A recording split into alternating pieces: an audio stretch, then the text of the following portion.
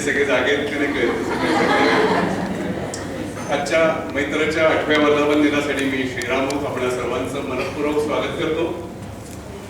मी पुरुष मित्र बघतो ते मेधामुळे बघतो आणि त्यामुळे मी इथे उभा आहे. नाहीतर तुम्हाला वाटतं की मैत्रमध्ये हा पुरुष म्हणजे यांची मुलाखत ठीक आहे पण मी कसा काय का. तर मी आपल्या सर्वांचं मनपूर्वक स्वागत करतो, आपल्या पाहुण्यांचं स्वागत करतो आणि त्याची थोडक्यात ओळख करून देतो. रचना मॅडमला तुम्ही बघितलेलंच आहे, यूट्यूबवरती 4.7 मिलियन सबस्क्रायबर यूट्यूबवरती आहे.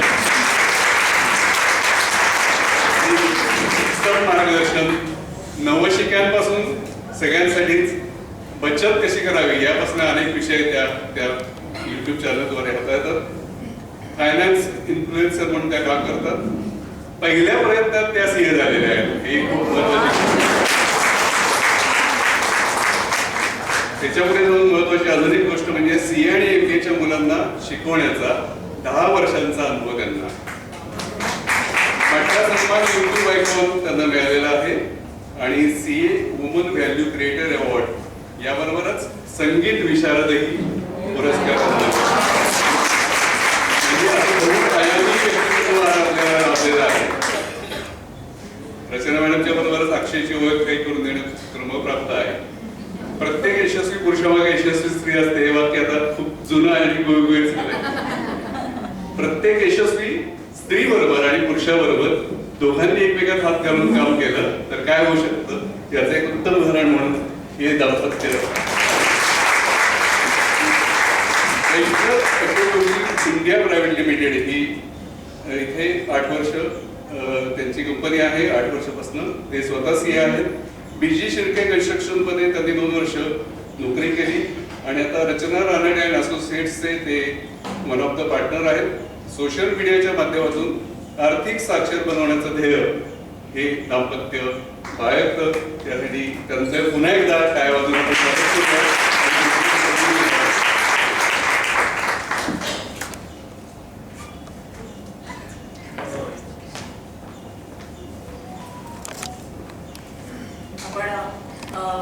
तुमच्याकडे खूप प्रश्न आलेले आहेत आणि सगळ्यांचेच प्रश्न विचारात घेऊन मी एक प्रश्नावली तयार केलेली आहे.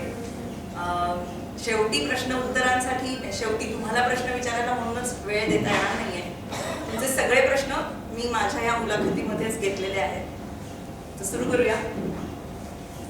तुम्ही दोघंही एकत्र शिकत होता, कॉमर्स करतानाही आणि सीए करताना. ओळख कशी? असं वाटायला पाहिजे एकमेकांना चांगला चान्स देतो. पहिले आपली सुरू केलं. आम्ही 11वीत एकमेकांना भेटलो होतो आणि आता खूप हसून येते सांगताना पण आम्ही 11वीत ते फॉर्म भरायचं असतं त्या लाईनीत पुढे मागे होतो असं तो मला सांगतो. पण म्हणजे अगदी 11वीच्या सुरुवातीपासून डे 1 पासूनच ओळख काढली म्हणजे एकमेकांची. आणि मग त्याच्या पुढे आम्ही एका ग्रुपमध्ये पण होतो कॉलेजमध्ये. मग सीए एकत्र केलं आणि मग काय फेस्टिव्ह हिस्ट्री असं म्हणायला. तुझ्याकडे काही वेगळं वर्जन आहे का? सेम वर्जन आहे. सो बीएमसीसीला आमची ओळख झाली पहिल्यांदा आणि बीएमसीसी मध्ये 11वी पासून बीकॉम पर्यंत एकत्र होतो आणि मग सीए पण दोघांनी एकत्र. सीए करताना तुमचे फ्युचर प्लॅन्स काय होते भविष्याबद्दल? सीए का करायचं, सीए करून काय करायचं? सीए का करायचा हा एक मोठा मुद्दा होता. इनफॅक्ट मी कॉमर्स घेतलं होतं कारण जसं आता ओळख करून दिली की मी संगीत विशारद झाले. सो मला खरं तर गाण्यात करिअर करायचं होतं आणि म्हणून मी कॉमर्स घेतलं होतं, वेळ मिळावा गाण्याला म्हणून. पण ह्याच्याशी ओळख झाली आणि मग ह्यानी ठरवलं होतं की तो सीए करणार आहे. मग हा मला म्हणला की मी सीए करायला जाणार, तू आपला ते मग आपण भेटणार कसं, कारण तेव्हा मोबाईल पण नव्हता. म्हणलं अरे खरंच की मोठा प्रश्न आहे. म्हणलं मी एक काम करते, मी पण सीएला ऍडमिशन घेऊन टाकते, त्यानिमित्ताने आपली भेट होईल असं. सो ह्याच्यासाठी म्हणून सीए करायला सुरुवात केली. पण हळूहळू ह्याच्याबरोबरच अभ्यासाची पण गोडी लागली आणि प्रेमाचं फळ असंही मिळालं. पण आय थिंक आम्ही दोघे किंवा पुण्यातले सर्व जे कोण शिकायला येतात पुण्यात सगळे खूप लकी आहेत असं मी म्हणेन, कारण उत्तम शिक्षक पुण्यात आहेत. आणि सीए सारखा क्लिष्ट एक कोर्स त्याची जो दोन आहे उदाहरणं इथंच आहेत. उत्तम शिक्षक मिळाले असते. सो सीए करत असताना आम्हाला इतके चांगले शिक्षक मिळाले की they make you fall in love with the subjects that you learn. So आपोआपच अभ्यासाची गोडी निर्माण झाली आणि शाळेपर्यंत अतिशय बिलो ॲव्हरेज असणारी मी, म्हणजे मी कधीच पहिल्या पाचात नाही आले किंवा कधीच असं आमच्या शाळेत अकॅडमिक एक्सिलन्स अवॉर्ड वगैरे असं काय काय असायचं, त्याच्या जवळपासही नसायचे मी कधी. पण चांगले शिक्षक मिळाल्यावर आपोआप अभ्यासाची दिशा मिळाली आणि मग सीए पहिल्या फटक्यात होतं आलं. आणि मग त्याच्यानंतर म्हणजे सीए करत असताना बरेच हर्डल्स येतातच, प्रत्येकाला येतात. मग ते तुम्ही मेंटल प्रेशर कसं हँडल करायचं, काय करायचं, हा पण एक खूप मोठा पार्ट प्ले करतो माझ्या मते. ह्याच्यात माझ्या वडिलांचा एक खूप मोठा हात आहे असं माझं मत आहे, कारण वडिलांनी कधीच मला प्रेशराईज नाही केलं. ते म्हणायचं तू आपलं खरं तर गाणंच करायला पाहिजेस, कशाला सीएचं फुल डोक्यात घेतलेस काय माहिती. त्याच्यामुळे सीए फर्स्ट अटेम्प्ट व्हायचा आहे, कधी प्रेशरच नव्हतं माझ्यावरती. आणि प्रेशर नसल्यामुळे मी उलटा मस्ती मजा करता करता जास्ती फोकस करून सीए करू शकले माझ्यामध्ये. आणि सीए झाल्यानंतर काय हा जो प्रश्न विचारला, त्याच्यात मला शिक्षिका तर लहानपणापासूनच व्हायचं होतं. आई शिक्षिका होती माझी, दोन्ही आजोबा शिक्षक होते. आजोबा एक म्हणजे आईचे वडील इंग्लिश शिकवायचे आणि वडिलांचे वडील त्या काळात संस्कृत शिकवायचे. सो त्याच्यामुळे ते आपण रन्स इन द ब्लड म्हणतो तसं आहे बहुतेक. मला फारच शिक्षक व्हायचं होतं.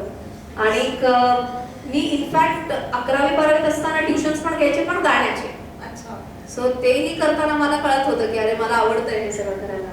पण मग सीए झाल्यानंतर शिक्षक व्हायचं जे ठरवलं होतं, 11वी-12वी पासून मग हळूहळू सुरुवात करू म्हणे परत फायनली त्याच्यात बरेच ट्विस्ट अँड टर्न्स होत गेले. काय आता सांगू प्रॉब्लेम आहे की मी शिक्षक असल्यामुळे तास तास बोलायची सवय आहे ना, कळत नाही थांबायचं कुठे. एकदा सुरू केलं की हो ना. मिनिमम लेक्चर संपतं. आता अक्षय सीए करताना काय प्लॅन्स होते? सो मी शाळेत असतानाच ठरवलं होतं की सीए करायचं म्हणून. सो मार्क चांगले पडले, सुदैवाने BMCCत ॲडमिशन घेतली. आणि आमच्या दोघांच्या बद्दल सांगायचं झालं तर तिला तेव्हाच सांगितलं होतं की जर दोघं सीए झालं तर लग्न होऊ शकतं. आपण म्हणजे जनरल एक बघितलं की बाबा शिक्षण आहे दोघांचं तर दोघांच्याही घरचे तयार होते. सो त्यामुळे सीए सुरुवात केली करायला. दुसरं एक महत्वाचं म्हणजे कॉमर्सला जनरली 11वी ते बीकॉम एकच बॅच असते, म्हणजे सायन्स सारखं होत नाही की 11वी-12वी वेगळं कॉलेज आणि इंजिनिअरिंगला परत वेगळं, मग MS करायला परत बाहेर असतं. त्यामुळे तोही एक मोठा ॲडव्हान्टेज होता की 11वीपासून तिला ओळखतोय आणि मग सीए एकत्र चालू केलं. सीए केल्यानंतर जॉब करायचा हेही कन्फर्म होतं की आपण जॉब करू, कारण मला 10 ते 6 टायमिंग हे खूप आवडतं की ते काम करू तेवढं आणि मग आपण बाकी लाईफ एन्जॉय करू शकतो. अशा ह्याच्यात अक्षय काय म्हणतो, मी 2 पंच 1 लंच कॅटेगरीचा माणूस आहे. मस्त. सीए झाल्यानंतर तू शिक्षिका झालीस, 10 वर्ष शिक्षण क्षेत्रात त्याच्यासाठी मार्गदर्शन केलंस आणि मग 2019 मध्ये अचानक YouTube चॅनल सुरू करावं असं का वाटलं? आणि म्हणजे तेव्हा तर पॅन्डेमिक मध्ये YouTube चॅनल आणि इन्फ्लुएन्सर्स यांची खूप संख्या वाढली. तू तर त्याच्या आधी सुरू केलंस. सो 2008 साली सीए झालं माझं आणि त्याच्यानंतर मी मगाशी म्हटल्याप्रमाणे मी लगेचच शिकवायला सुरुवात केली. तेव्हा माझे अनेक मित्र मैत्रिणी असे होते की ज्यांनी MNC मध्ये जॉब स्वीकारला किंवा बिग 4 सीए फर्म्स आपण म्हणतो तशा ठिकाणी जाऊन त्यांनी जॉब सुरू केला होता. आणि मला अगदी चांगलं आठवतंय की तेव्हा 2008 साली बिग 4 सीए फर्म्स मध्ये किंवा MNC मध्ये साधारण 40 ते 50 हजार रुपये महिना पगार मिळत होता फर्स्ट अटेम्प्ट सीए असेल.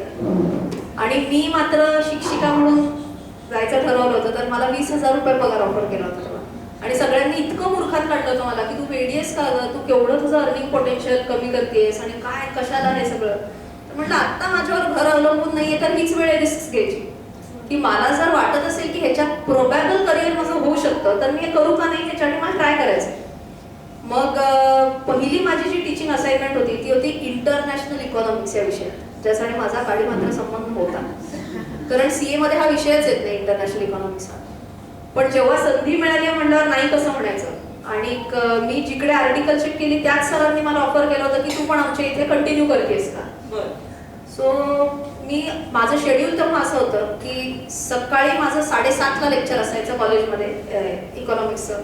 सो सकाळी 7:30 ते 9 लेक्चर, 9:30 ते 6:30 ऑफिस, 6:30 नंतर परत कॉलेजच्या लायब्ररीत जायचं, पुस्तकं घ्यायची, घरी यायचं, जेवून वगैरे परत अभ्यासाला बसायचं. साधारण रात्री 9च्या आसपास अभ्यासाला बसायचं मी फ्रेश होऊन. 9 ते रात्री 11 परत अभ्यास करायचा, मग झोपायचं, परत 7:30ला लेक्चर. सो असं मी सुरुवातीचे जवळजवळ 1.5-2 वर्ष केलं. आणि पण त्याच्यात मला म्हणजे बरेच जण हा प्रश्न मला विचारतात की मी कन्फ्युज्ड आहे की मी नक्की काय करू, मला ए ऑर बी ह्याच्यात मला कन्फ्युजन आहे. तर मी काय म्हणते, why A or B, try both, A and B try करा. एखादा वर्ष ट्राय करून बघा, थोडंसं टफ जाईल का तर जाईल, पण तेव्हा तुम्ही कुठेही रिग्रेट येणार नाही की मी ट्राय न करता मी एक काहीतरी चूज केलं. सो जेव्हा मी दोन्ही ट्राय केलं तेव्हा मला लक्षात आलं की 10 ते 6 घड्याळात बहुतेक काहीतरी प्रॉब्लेम आहे, ते घड्याळ पुढेच जात नाही नोकरी करत असताना, सीएचं काहीतरी काम करत असताना. पण सकाळी 7:30 ते 9 जेव्हा विद्यार्थी समोर असायचे आणि जेव्हा मी एखादा विषय मांडायला सुरुवात करायचे तेव्हा 7:30 ते 9 असे निघून जायचे. सो तेव्हा मला हे कळालं की हे माझं पॅशन आहे, मला आवड आहे याच्यात खूप. मग त्याच्यातच मग मी हळूहळू पहिली एक जवळजवळ 2-3 वर्ष मी असं फुल टाइम फॅकल्टी सिंहगड कॉलेजमध्ये होते. पण 2013 साली मला मुलगा झाला आणि मग त्याच्यानंतर फुल time job plus CA teaching हे काय जमेना, मग मी व्हिजिटिंग फॅकल्टी झाले. सो मी नाही वेगळ्या कॉलेजेसमध्ये. सो पुण्यातल्या जवळजवळ 7 कॉलेजेसमध्ये मी व्हिजिटिंग फॅकल्टी जात असे. म्हणजे बऱ्याच वेळेला असं होतं की सोमवारी फर्स्ट हाफ या कॉलेजला, सेकंड हाफ त्या कॉलेजला, म्हणजे आपण वार लावतो म्हणतो ना तसं वेगवेगळ्या कॉलेजेसमध्ये वार लावले होते आणि तिकडे मी शिकवायला जायचे. आणि प्रत्येक कॉलेजमधनं एकच फीडबॅक यायचा की ह्यांची लेक्चर्स अजून हवेत आम्हाला. म्हणजे जेव्हा बाकीच्या फॅकल्टीज कंप्लेंट करायच्या डायरेक्टरकडे जाऊन की पोरं कॅन्टीनमध्ये टाइमपास करत बसतात, मी डायरेक्टरला कंप्लेंट करायची की वर्गात बेंचेस कमी पडतात, मुलांना उभं राहतात.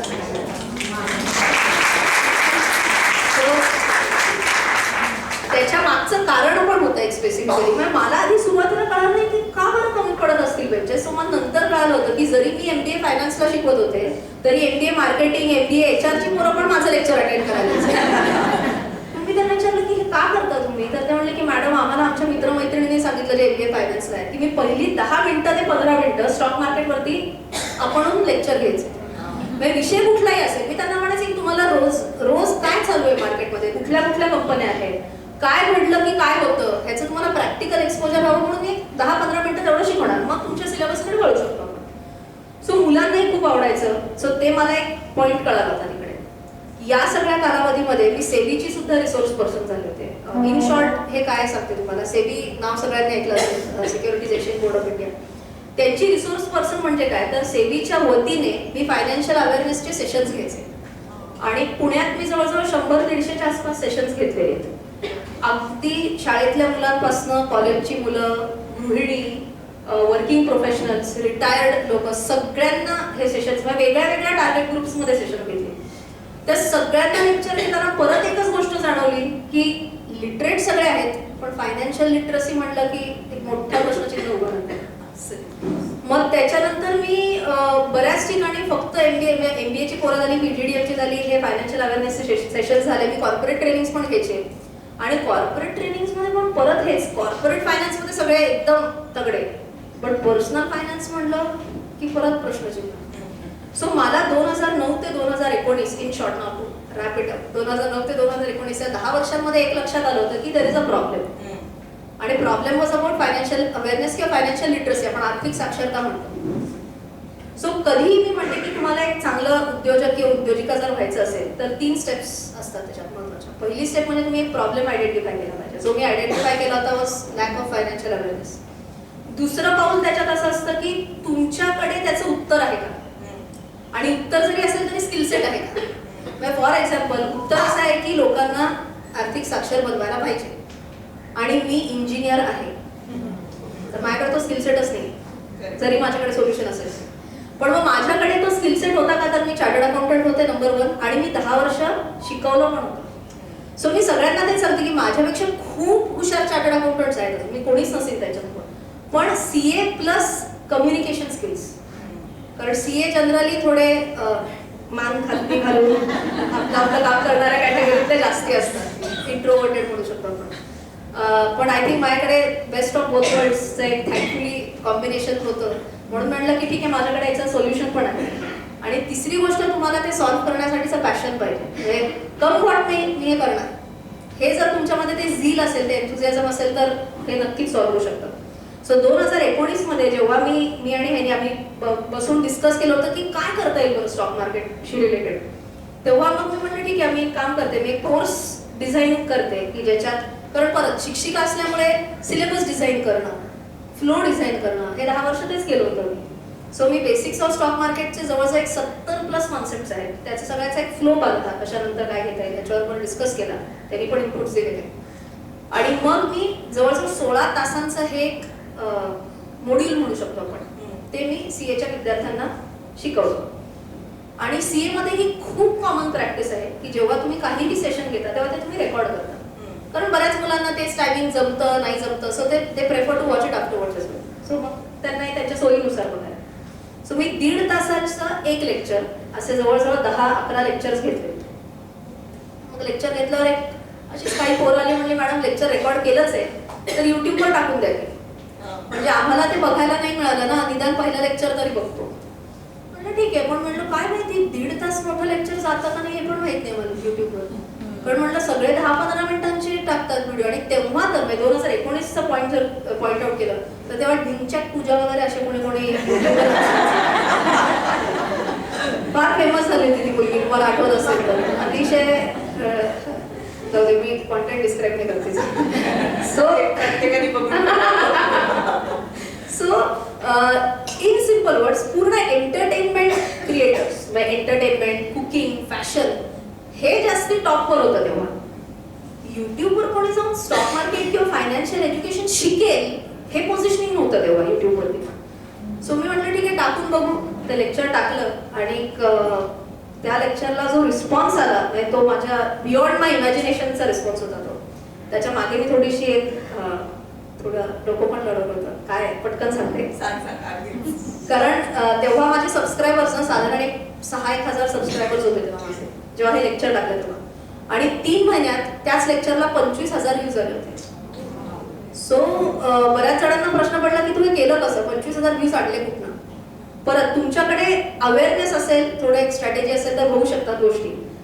तेव्हा मी म्हटलं सर मी जवळजवळ 7-1 कॉलेजेसला व्हिजिटिंग फॅकल्टी जात होते आणि इंटरनल व्हायवाज असतात, ते 10-20 मार्क टीचरच्या हातात असतात.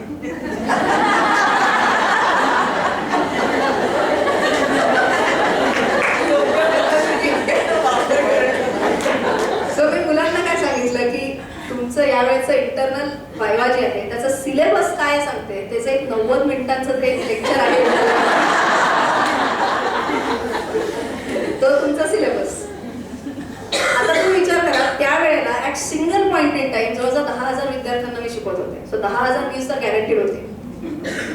परीक्षेच्या आदल्या दिवशी मी त्यांना सांगितलं रिवाइज करून या.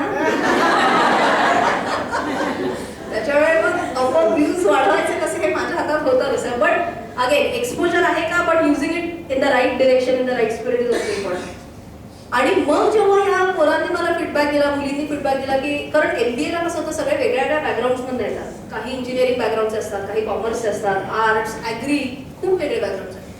सो मुलांनी मला सांगितलं की फॉर एक्झाम्पल जरी मी ॲग्रिकल्चर बॅकग्राऊंडचं असेल तरी मला सगळं कळालं तुम्ही काय शिकवलं. सो मी माझ्या ॲग्रीच्या ग्रुपमध्ये तुमचं लेक्चर फॉरवर्ड केलेलं आहे, इंजिनिअरवाल्याने इंजिनिअरिंगच्या ग्रुपमध्ये फॉरवर्ड केलं. असं करत करत ते लेक्चरची व्हायरॅलिटी वाढली. ते लेक्चर अचानक म्हणजे इतक्या जणांना ते जायला लागलं.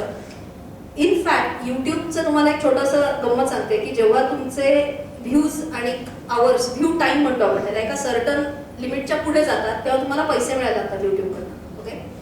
आणि पहिले $100 जेव्हा मला मिळणार होते युट्यूबकडनं तेव्हा माझं अकाउंट ब्लॉक केलं युट्यूब.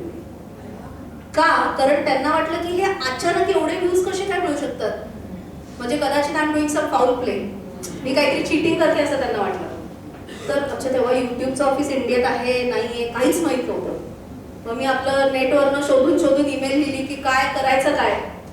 म्हटले काही नाही, आमच्या सिस्टीमने तुमचं हे फ्लॅग केलेलं आहे की आम्हाला काहीतरी प्रॉब्लेम वाटतोय, जर ओके असेल तर मग मॉनिटायझेशन रिलीज होईल. सो जवळजवळ 3 महिने वाट बघायला लागली ते $100 पहिले मिळायला. पण आय थिंक ते $100 पहिल्यांदा अकाउंटमध्ये जमा झाले, ते जेवढे रुपयांमध्ये कमवले ते त्याच्यापेक्षा जास्त होत होते.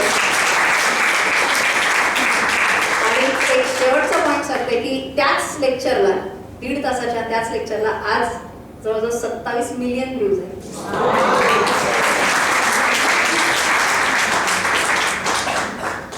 प्रश्न काय होता मी विसरले. तू बोललीस. प्रश्न परत तोच आहे की युट्यूब चॅनल करत सुरू केलं ते या अशा पद्धतीने सुरू केलं, पण त्यावेळेला वाटलं होतं का की एवढं असं यश मिळेल आणि त्यातनं कमर्शियल ऍस्पेक्ट होता का? सो त्याची थोडी बॅकग्राऊंड सांगतो की 2006 सालापासून आम्ही स्टॉक मार्केटमध्ये इन्व्हेस्ट करायला चालू केलं. आमच्या दोघांची घरची बॅकग्राऊंड अशी होती की शेअर मार्केट हा सट्टा आहे आणि याच्यात अजिबात पैसे मिळत नाही. ठीक आहे, आणि आम्ही खूप ओबिडियंट असल्यामुळे आम्ही म्हटलं की 100% हेच करायचं. नाही, सो जोक अबाउट, पण सीएच्या सिलेबसमध्ये शेअर मार्केट जरी नसलं तरी ती आवड निर्माण झाली. 10 वर्ष ही पहिली मी नोकरी केली. पहिले 8 वर्ष जर्मन कंपनी आणि नंतर बीजी शिर्केमध्ये. सो जेव्हा जर्मन कंपनीमध्ये होतो तेव्हा लक्षात आलं की अरे आपल्याला नॉलेज असून आपण काही करत नाहीत आणि शॉप फ्लोअरची सगळी मुलं फ्युचर्स अँड ऑप्शन्स मध्ये दररोज ट्रेड घेत आहेत की ज्यांचा पगार 10 ते 15 हजार रुपये असेल आणि ते दररोजचे 400-500 रुपये मिळवण्यासाठी हे सगळेजण दररोज ट्रेडिंग करतात, तेही काही नॉलेज नसताना करतात. आणि मग तीच मुलं माझ्याकडे यायची, मी त्यावेळेला फायनान्स मॅनेजर असल्यामुळे की, आणि त्यांना माहित होतं की मी शेअर मार्केटमध्ये बऱ्यापैकी इन्व्हेस्ट करतो म्हणून. सो ते माझ्याकडे यायचे आणि म्हणायचे अहो सर 70,000 रुपये लॉस झाला वर्षाचा. मग तेव्हा असं लक्षात आलं की अरे लोकांना माहितीच नाहीये की काय नक्की करायला पाहिजे आणि शिकवणारं कोणी नाहीये. आणि आम्ही 14 वर्ष म्हणजे 2006 ते 19 जर बघितलं तर त्या 13-14 वर्षात आम्ही इतक्या चुका करून बसलो होतो की बाबा म्हणजे शिकण्यासाठी. तर कुठेतरी ते डोक्यात होतं की हे लोकांपर्यंत पोहोचवायला पाहिजे, पण कसं पोहोचवायचं हे माहित नव्हतं. सो ते जे तिने सांगितलं ते तेव्हापासून ती सुरुवात झाली की आपण पहिलं लेक्चर युट्यूबवर टाकून बघू. आणि त्यावेळेला रिस्पॉन्स चांगला आल्यामुळे मग म्हणलं हे फुल टाइम आता करिअर करू शकतो. त्याच्यात मध्ये तिने 2 वर्ष तिला प्रॉपर तिने सगळं म्हणजे कॉलेजचे पूर्ण लेक्चर्स बंद केले, कारण माझा जॉब होता, घरी इन्कम येत होतं. सो ती सांगते माझ्याबद्दल. घरी कोण जास्ती बोलतं हे तुम्हाला कळलंच असेल. नाही, ती म्हणजे मी आता इनफॅक्ट परवाच एक व्हिडिओ रिलीज केलाय माझ्या मराठी चॅनलवरती सुद्धा की नोकरी चांगली का व्यवसाय चांगला. तर दोन्ही गोष्टींना प्रोज आणि कॉन्स आहेत, पण त्याच्यातला सुवर्ण मध्य काय असू शकतो. जर नवरा बायकोमध्ये चांगलं अंडरस्टँडिंग असेल तर एक कोणीतरी नोकरी करू शकतं, एक कोणीतरी व्यवसाय करू शकतं. आणि ज्या पॉइंट ऑफ टाइमला तुम्हाला लक्षात येईल की व्यवसाय क्लिक होतोय, कारण व्यवसाय सगळ्यांचाच आणि प्रत्येक वेळेलाच क्लिक होईल असं गरजेचं नाही. सो जर तुम्हाला कुठल्याही पॉइंटला जाणवलं की हो आयदर ह्याचा किंवा माझा जो कोण व्यवसाय करत असेल त्याचा जर व्यवसाय क्लिक होत असेल तर दुसऱ्याने ए वर्सेस बी न जाता ए अँड डी एकत्र येऊन काय करू शकतात त्याचा जर विचार केला तर आय थिंक व्यवसाय खूप चांगल्या पद्धतीने ग्रो होऊ शकतो. म्हणजे आमच्याच केसमध्ये जर घेतलं, कारण तू आता एक खूप महत्त्वाचा प्रश्न विचारला की त्याच्यातला मॉनिटरी अँगल बऱ्याच जणांना हे माहित नसतं युट्यूब मधनं पैसे तरी मिळतात का नाही. करेक्ट. त्याच्या मला खूप जण नक्की विचारतात की काय मग किती मिळतात युट्यूब मधनं, असं खूप जण प्रश्न विचारतात. तुम्ही आता म्हणते की मुलींना वय आणि पैसा दोन्ही विचारायचं नसतं. पण मी सिंपल सांगते की त्याचा ठोकताळा असा आहे की जर मी 7 कॉलेजेसमधलं व्हिजिटिंग फॅकल्टी जर जाणून मी सोडलं असेल, जर मी सीएच्या विद्यार्थ्यांना शिकवणं सोडलं असेल, जर मी कॉर्पोरेट ट्रेनिंग घेणं सोडलं असेल, जर ह्यांनी याचा 10 वर्षांचा एका मल्टीनॅशनल कंपनीमधला जॉब सोडला असेल तर नक्कीच त्याच्यापेक्षा खूप जास्ती पैसे इकडे मिळतात. म्हणजे एक छोटा मापदंड द्यायचा तर मी कायम असं म्हणते की पूर्वी before starting the YouTube channel जेवढं आमचं दोघांचं इन्कम होतं त्याच्यापेक्षा जास्ती आता आम्ही टॅक्स भरतो.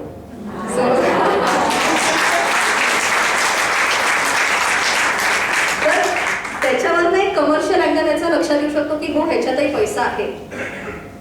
पण again what is more important is तुम्हाला तुमच्या स्किल सेट्स आयडेंटिफाय करता आल्या पाहिजे आणि शेजार तुमचा जो कोण पार्टनर असेल त्याच्याबरोबर you should come on common terms. म्हणजे फॉर एक्झाम्पल मला माहिती आहे की मी आयडिया जनरेशनमध्ये खूप चांगली आहे, मी ते मार्केट करण्यात खूप चांगली आहे, but when it comes down to त्याच्या एक्झिक्युशन मधल्या निटीग्रिटीज, म्हणजे मग त्याला प्रोसिजर काय बसवायची, कोण मेकर असेल, कोण चेकर असेल, त्यातल्या ज्या ते आहा हे ह्याच्यानंतर हे ह्याच्यानंतर हे, ती जी एक ठराविक स्टँडर्ड प्रोसिजर असते त्याच्यात मी एवढी चांगली नाही आणि आय ऍक्सेप्ट दॅट. आणि थँकफुली अक्षय एक्झॅक्ट उलटा आहे, म्हणजे तो प्रोसिजर्स लावायची म्हणली की तो एक नंबर लावू शकतो प्रोसिजर्स, त्याच्या मागे तो मुळातच खूप म्हणजे असा पद्धतशीर मुलगा आहे. प्लस त्यांनी 8 वर्ष जर्मन कंपनीमध्ये काम केल्यामुळे त्याचा अजूनच तो एरिया पक्का झाला. पण मग त्याला तुम्ही बोलायला सांगितलं तर म्हणतोय तू ते तू जास्ती कर असं म्हणायचं. आय थिंक एक चांगलं कॉम्बिनेशन आमच्या दोघांमध्ये होतं, हे आम्ही आयडेंटिफाय केलं होतं. ह्या कमर्शियल अँगलला अनफॉर्च्युनेटली कुठंतरी प्रॉब्लेम काय येऊ शकतो की नवरा बायकोचा बिझनेस, राईट. आणि इथं बायकोनी नवऱ्याच्या बिझनेसला जॉईन नाही केलंय, तर नवऱ्याने बायकोच्या बिझनेसला जॉईन केलं. सोसायटल प्रेशर पण असतं इथे कुठंतरी. म्हणजे जेव्हा आम्ही हा डिसिजन घेत होतो, आम्हाला जवळजवळ आम्ही 1.5 वर्षाच्यावर विचार केला आणि मग हा निर्णय घेतला.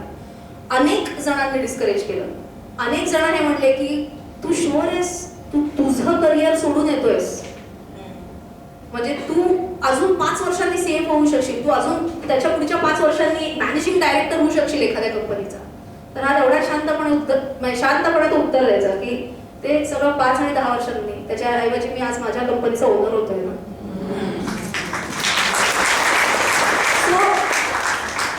हा दोघांमध्ये, हे परत दोघांमधला अंडरस्टँडिंगचा हा प्रश्न आहे की तेवढ्याच तुम्ही चांगल्या पद्धतीने जर एकमेकांना सपोर्ट केला तर डेफिनेटली चांगल्या गोष्टी होऊ शकतात. आपल्या इथं अनफॉर्च्युनेटली अभिमानचं उदाहरण आहे सगळ्यांना, पण अभिमानचं एक पॉझिटिव्ह व्हर्जनचं बॉलिवूडने तरी माझ्या मते उदाहरण दिलेलं नाही. तेवढ्या तोडीचा पिक्चर माझ्या तरी डोळ्यासमोर नाही, तर तो निघाला तर माझ्यामध्ये त्यांनी सोसायटल एनकरेजमेंट होईल की you should work together rather than competing with each other. माझा पुढचा प्रश्न हाच असणार होता. मला बरं पहिले वाटलं की ती म्हणते की आमच्या पिक्चर काढा म्हणते.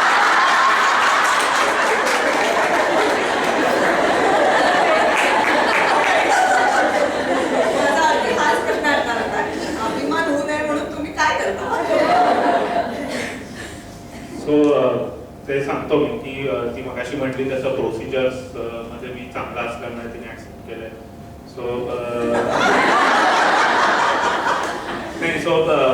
घरी किंवा कंपनीमध्ये दोन्हीकडे आम्ही पूर्णपणे रिस्पॉन्सिबिलिटीज वाटून घेतोय आणि दोघांच्याही रिस्पॉन्सिबिलिटीज मध्ये दोघंही लक्ष घालत नाही. म्हणजे मी खूप वेळा आम्ही बाकीच्याही चॅनल्सवर आणि जेव्हा मुलाखत असते तेव्हा सांगितलं, कारण प्रॉब्लेम तिथेच होतो.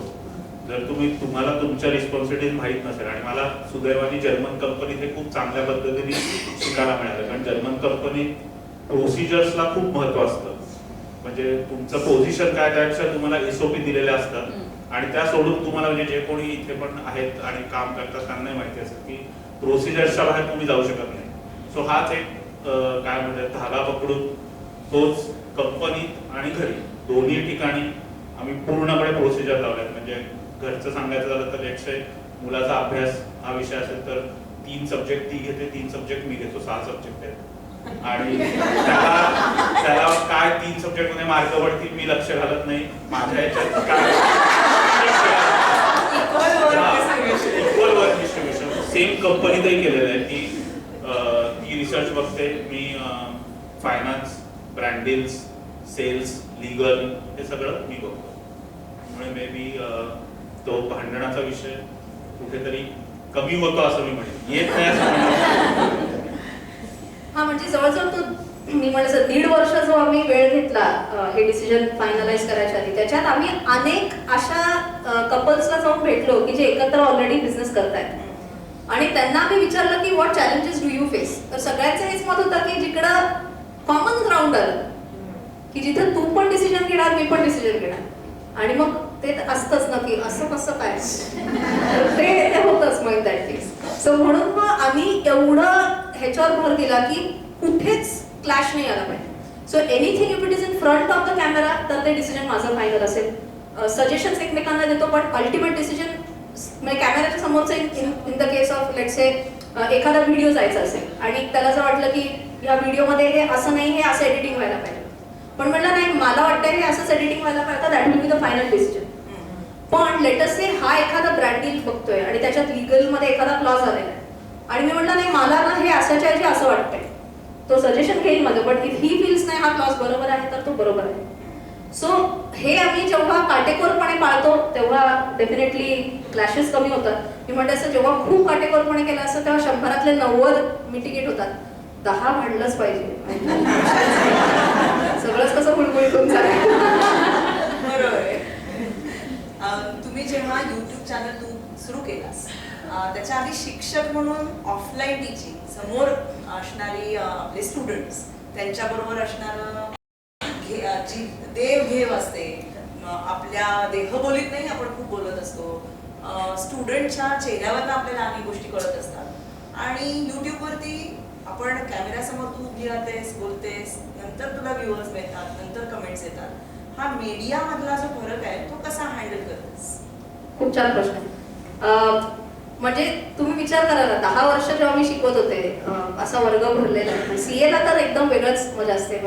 मला वाटतं माझ्या वर्गात ऑन अन ॲव्हरेज 300 मुलं तरी वर्गात असायची.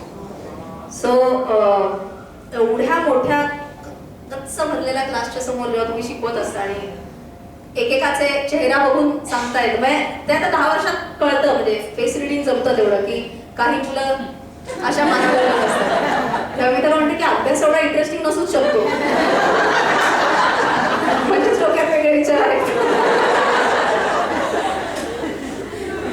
किंवा एकदा शेवटून दुसऱ्या वाकावरती एक मुलगा बसला होता आणि त्याला म्हटलं कॅन्डी क्रश खेळणं ताबडतोब नको. घाबरला ऍक्सिडेंट म्हणला सॉरी मॅडम पण तुम्हाला कसं कळालं की मी कॅन्डी क्रश खेळतोय? तिकडनं दिसूच नाही शकत माझी मोबाईल स्क्रीन. अरे बाळा मी डिक्टेट करते, सगळ्यांचे हात असे असे हलतायत, तुझा हात असा आणि असा हे सगळं लाईव्ह टीचिंग मधली मजा काही औरच असते. आणि ह्या लाईव्ह टीचिंग मधून जेव्हा तुम्ही ऑनलाईन घेता युट्यूब सारख्या ठिकाणी तर तुम्ही जस्ट इमॅजिन करा की सुरुवातीला जेव्हा मी हे सगळं शूट करायला लागले, काय माझ्याकडे स्टुडिओ वगैरे असा काही आमचा नव्हता. आमचे 1 BHK चे 2 फ्लॅट होते सदाशिवपेठमध्ये, एक ओन्ड होता एक रेंटेड होता आणि रेंटेड फ्लॅटचं जे स्वयंपाकघर होतं ती एक स्टोर रूम सारखी होती आमची. सो ती होतीच मुळात माझ्यामध्ये किती 8 बाय 8 वगैरे असेल, त्याच्यात ओट्याची स्पेस गेली ती गेली. सो असं एक साधारण 6 बाय 5 वगैरे एक चौकोन होता, ते माझं ऑफिस होतं आणि तोच माझा स्टुडिओ आणि तेच माझं सगळं होतं. सो तिकडे एक कॅमेरा लावायचा, त्याच्यासमोर आपणच बसायचं, समोरची ट्यूब लावायची आणि अतिशय एक्साइटेड हे बॉक्स सी रचना रांगडे खेळायला welcome you all to this very interesting session. एखाद्याने जर बघितलं असतं तर वाटलं असतं काय झालं, कारण मी कॅमेराशी बोलते, कोणीच नाही समोर, हो नाही काहीच नाही. सो टू बी ऑनेस्ट सुरुवातीला हे खूप डिप्रेसिंग असतं की कोणीच तुम्हाला काही फीडबॅक द्यायला नाहीये, काही नाहीये. बरं सुरुवातीला तुमचे जनरली व्ह्युअर्स तुमचे 4-5 मित्र, कंपल्सरी बघणारे नातेवाईक एवढेच असतात आणि मग त्याच्यातनं कोणीतरी एखादी मग चुकून जर बाहेर गेला आणि त्याच्यातनं नेमकं ट्रोलर आला तर विषयच संपला. सो सुरुवातीला खूप टफ असतं हे सगळं की तुम्हाला काहीच फीडबॅक नसतो आणि तुम्ही जनरल हा एक प्रयत्न म्हणून करत असता. पण आय थिंक परत मी लकी कुठे होते की माझ्याकडे 10 वर्षांचा अनुभव होता. त्याच्यामुळे ना माझ्या जर्नीमध्ये मी असं करायचे की जेव्हा मी एखादी कॉन्सेप्ट शिकवायचे, आता सपोज आज मी शेअर्स म्हणजे काय हे सपोज मी शिकवते आणि मी सांगायला लागले अमुक अमुक अमुक आणि मग मी अचानक पॉज घ्यायचे आणि म्हणायचे कॅमेराकडे बघून म्हणायचे इथं डाऊट आला ना काहीतरी, काळजी नका करू सांगते ओके. आणि मग मला कॉमेंट्स मध्ये एवढे कॉमेंट आले की तुम्हाला कसं कळलं आम्हाला इथंच डाऊट आला होता, राईट. सो हा टीचिंगचा अनुभव मला काय लागला की कुठे एखादा व्यक्ती अडू शकतो हे प्रिएम्प्ट करणं, हे अँटिसिपेट करणं आणि त्याच्याप्रमाणे तुमचं लेक्चर करणं. सो त्याचा डेफिनेटली मला एक फायदा झाला. बऱ्याच जणांनी सुरुवातीला मला विचारलं होतं की तुझा ह्याचा गोल काय, तू काय करतेस काय या युट्यूबवर, काय बनवणार आहेस त्याच्यात, तू ठीक म्हणतेस की मला फायनान्शियल अवेअरनेस वाढवायचा आहे, तुला कसं कळेल त्याचा काय रिझल्ट आहे. सो टू बी ऑनेस्ट हे तेव्हा मला गेज करणंच खूप अवघड होतं. मलाही माहित नव्हतं कसा हा गेम काय असतो सोशल मीडियाचा. पण मला जेव्हा कॉमेंट्स यायला लागल्या खूप सुरुवातीला मिक्स कॉमेंट्स यायच्या, आपण नेगेटिव्ह बोलायला नको आता, पण ज्या पॉझिटिव्ह कॉमेंट्स आल्या त्याच्यावरनं खूप पॉझिटिव्हिटी यायची, खूप मोटिवेशन मिळायचं. आणि हळूहळू करत जेव्हा मी युट्यूबवरती लाईव्ह स्ट्रीम म्हणून एक प्रकार असतो की जिकडे मी युट्यूब लाईव्ह घेऊ शकते, तेव्हा समोरनं लोक डायरेक्ट तुम्हाला कॉमेंट्स देऊ शकतात. आणि मग जेव्हा मी पॅन्डेमिकच्या वेळेला जेव्हा सगळेच घरी होते आणि मी लाईव्ह सेशन, मी सकाळी 6 वाजता माझं पहिलं लाईव्ह स्ट्रीम करायचे आणि दुसरं लाईव्ह स्ट्रीम मी संध्याकाळी 5ला करायचे. मध्ये सगळे जे करायचे ते धुणं भांडी सगळे घरचे जे सगळे, कारण कोरोनाच्या वेळेला काही ऑप्शनच नव्हता, सो सगळ्यांनी घरच्यांनी मिळून जे केलं तेच त्या मधल्या वेळात केलं. पण सकाळी 6 आणि संध्याकाळी 5 लाईव्ह स्ट्रीम करायचे. तेव्हा जे काही कनेक्शन झालं माझ्या व्ह्युअर्स बरोबर, रोज सकाळी 6ला ऑन ॲन ॲव्हरेज 250-300 जण असायचे आणि सगळ्यांनी स्वतःला रोल नंबर देऊन टाकले होते. Roll number 5 present teacher. म्हणजे मी म्हटलं असं इतकं, म्हणजे लोक मला इन्फ्लुएन्सर पेक्षा ना टीचर जास्ती म्हणतात. So I think this is how I am a little bit different as compared to other content creators. आणि सगळे मग हे कनेक्शन जेव्हा चांगलं बसलं माझ्या व्ह्युअर्स बरोबर, हळूहळू करत तो फीडबॅक यायला लागला की अच्छा युट्यूबवरनंही हा फीडबॅक येतो. आणि आजकाल तर फीडबॅक जो लाईव्ह मिळतो, लोक येऊन स्वतः बोलतात, ते मी थोड्या वेळाने सांगेन, कारण ते एकदा मी सांगायला लागलं की परत भरपूर सांगण्यासारखं आहे. एकच ऍड करतो फक्त, तिने जे सांगितलं की 6ला सुरुवात करायची, तर त्यावेळेला असं होतं की 6 वाजता ती काहीच लेक्चर घ्यायची नाही. तिने फक्त एवढंच ठरवलं की 6ला लाईव्ह कॅमेरा चालू करायचा, ती तिचं पुस्तक वाचत बसायची किंवा न्यूजपेपर वाचत बसायची आणि त्यांना जे करायचंय ते त्यांनी करायचं. पण त्याची इतकी सवय झाली होती लोकांना की 6 वाजता आपण तो 1 तास काढून आपल्याला जे पाहिजे ते आपण करू शकतो. म्हणजे त्या लेक्चरमध्ये कधीच ती बोलायची नाही आणि दुपारचं जे लेक्चर होतं त्याच्यात ती प्रॉपर शिकवायची किंवा काहीतरी स्टॉक मार्केट रिलेटेड टॉपिक घ्यायची. हे कळालं नाहीये मला, चेहऱ्यावरनं कळतंय नाही.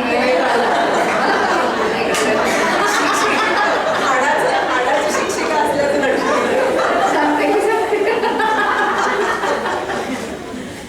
थोडक्यात ती कॉन्सेप्ट अशी होती की कोरोनाच्या काळाच्या आधी ज्या ज्या गोष्टी तुम्ही मिस केल्या, आजकालच्या जीवनामुळे मला हे काही करायलाच नाही म्हणते, ती गोष्ट जी तुम्ही सगळ्यात जास्त मिस करताय ती तुम्ही सकाळी 6ला करा. फॉर एक्झाम्पल, मला पुस्तक वाचनासाठी वेळ मिळत नव्हता असं सपोज मी म्हणते, काय नाही, मी सकाळी 6ला येणार, लाईव्ह जाणार मी आणि म्हणायचं काय नमस्कार म्हणजे सगळे, आता मी आज द अल्केमिस्ट हे पुस्तक मी आज वाचायला घेते, पुढची 20 मिनिटं मी हे पुस्तक वाचणार आहे. तुम्हाला जर वाटत असेल तुम्हाला व्यायाम करायला वेळ नाही मिळाला, तर पुढची 20 मिनिटं तुम्ही व्यायाम करा तुमच्या घरी बसून.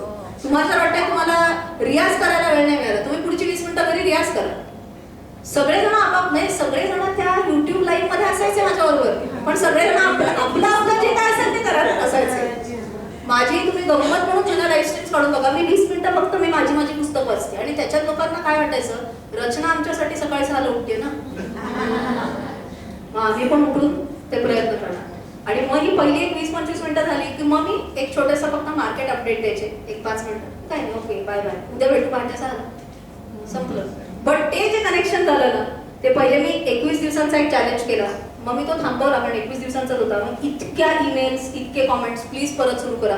मग त्याचा सीझन 2 केला आणि परत सीझन 3 केला. सो टोटल कोरोनाच्या काळात 63 दिवस मी सकाळी 6चं सेशन घेतलं.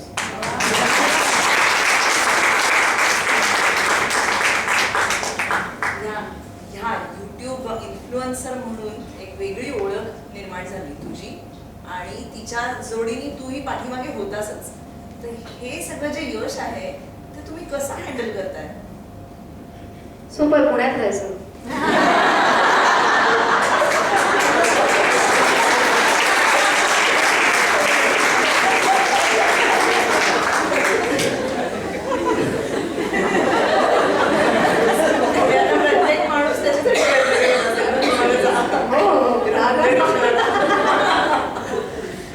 म्हणजे आम्ही कधी कधी चहा प्यायला असं सकाळी जातो, तर असे सजेशन्स येतात ना की ह्या लेक्चर मध्ये यु नो हा शब्द खूप वेळेला वापरला बरं का तुम्ही.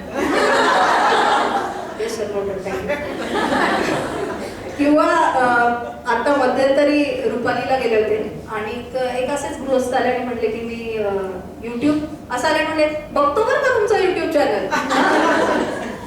थँक्यू. कुठला? मी आपलं आपणच विचारलं. तुझा माईक जवळ की मागे ऐकू येते. अच्छा. सो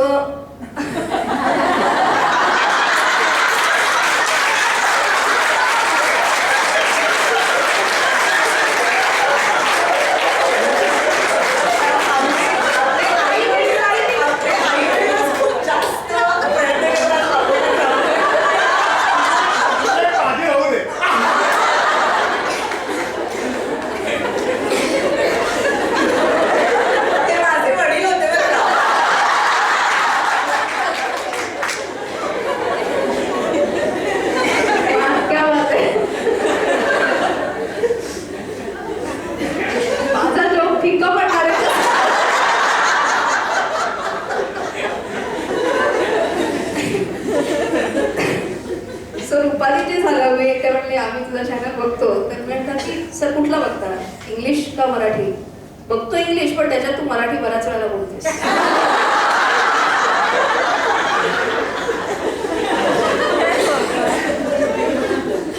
सो ह्या सगळ्या झाल्या मजेच्या गोष्टी. पण ऑन अ सिरियस नोट, माझ्या मते तुम्ही जर एका स्पेसिफिक चाकोरीतनं गेला असाल, तुम्ही जर तो स्ट्रगल केला असेल सुरुवातीला, म्हणजे लोकांना वाटतं की ओव्हरनाईट सक्सेस मिळाला. कारण माझं जे पहिलं लेक्चर होतं युट्यूबवर तेच ते 90 मिनिटांचं होतं आणि जेच व्हायरल गेलं. सो बऱ्याच जणांना वाटतं की अरे तुझं बरं आहे, पहिल्याच व्हिडिओमधनं तुला यश मिळालं. पण ते पहिल्या व्हिडिओचं यश नव्हतं, ते गेल्या 10 वर्षांचं यश होतं जे एका व्हिडिओमध्ये पहिलं मिळालं. राईट. सो कायमच असं असतं की ठीक आहे, स्टारडम हे आयुष्यभर राहू नाही शकत. हे जर तुमचं डे 1 पासून तुमच्या मनात असेल तर सक्सेस जनरली डोक्यात जात नाही. आणि माझ्या आजोबा कायम मला हे सांगायचे की मी असं त्यांना लहान असताना एक स्टोरी सांगायचे की एक राजा होता आणि राजाकडे एक अंगठी होती आणि त्या अंगठीवरती लिहिलं होतं की ये दिन भी जाएंगे. सो बी इट फेल्युअर किंवा बी it success, nothing is permanent. So जेव्हा तुम्ही ती सक्सेसची फेज एन्जॉय करत असाल तेव्हा तुम्ही डोक्यात एवढं ठेवा की हे कायमच नसणार आहे. So stay grounded. हे जरी कुठेतरी back of the mind continuous असेल तर आय थिंक हे सोपी जाते ही जर्नी. नक्कीच. तुला काही सांगायचं? पण तुला आणखीन एक वेगळा प्रश्न आहे, थोडासा जास्ती पर्सनल म्हण, पण बाहेर गेल्यावरती हिचा चेहरा सगळ्यांना माहिती आहे. लोक हिला येऊन भेटतात, हिला अप्रिशिएट करतात, हिला कॉम्प्लिमेंट देतात किंवा काय टोकायचं असेल तर हिलाच टोकतात. तुला तुझी त्यावेळेला काय कशी रिॲक्शन असते किंवा हाऊ यू टेक इट? नाही, सो हे बरोबर आहे की तिला सगळे ओळखतात, पण आजकाल ती पण इतक्या म्हणजे प्रत्येक व्हिडिओ मधनं सांगते आणि की आम्ही एकत्र हे करतो, त्यामुळे हळूहळू मलाही ओळखायला लागतं. अगदी छोटं उदाहरण देतो, परवाला कुठेतरी मी आणि दुर्गा माझा मेघ गेलो होतो, मेघलाही ओळखतात. काही वेळेला मेघला, कारण मेघ बऱ्याच वेळेला व्हिडिओमध्ये असतो रचनाच्या. सो तिला मी कायम सांगतो येऊन की आज मला ओळखलंय बरं का. नाही, पण परत तेच मगाशी जे सांगितलं ना तेच की 5 वर्षाचा हा जो पूर्ण पिरियड आहे ना, त्याच्यात आपल्याला काय काय करायचंय, आपलं काय उद्दिष्ट आहे, त्या उद्दिष्टापासून जर बाजूला गेलो नाही ना तर मग ते सहजपणे शक्य होतं. म्हणजे पहिले इंग्लिश चॅनल चालू केला, पहिले फक्त बेसिक्स ऑफ स्टॉक मार्केटचाच कोर्स चालू केला, त्याच्यानंतर आम्ही एक कोर्स करत 7 कोर्सेस आता शिकवतो. इंग्लिशमधनं 7 कोर्सेस आहेत, तेच कोर्सेस मराठीमधनं पण कोर्सेस ते घेतलेले आहेत आणि त्यातला एक कोर्स आम्ही तमिळ, तेलुगू आणि कन्नडमध्ये डब करून पण घेतलेलं आहे. म्हणजे आणि परत एखादा स्वभाव असतो, तो तिला पहिल्यापासून कॅमेरा समोर आणि फिरायला आवडतं. मला काय कॅमेऱ्याच्या मागे असलेलं बरं आहे असं. मुलाखत माझी ही दुसरी मुलाखत आहे फक्त.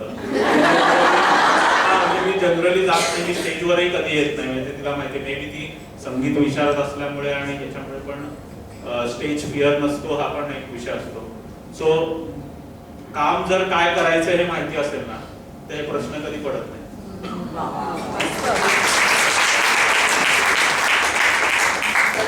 सगळ्यांनी सगळ्याच क्षेत्रात लक्षात ठेवण्यासारखं आहे.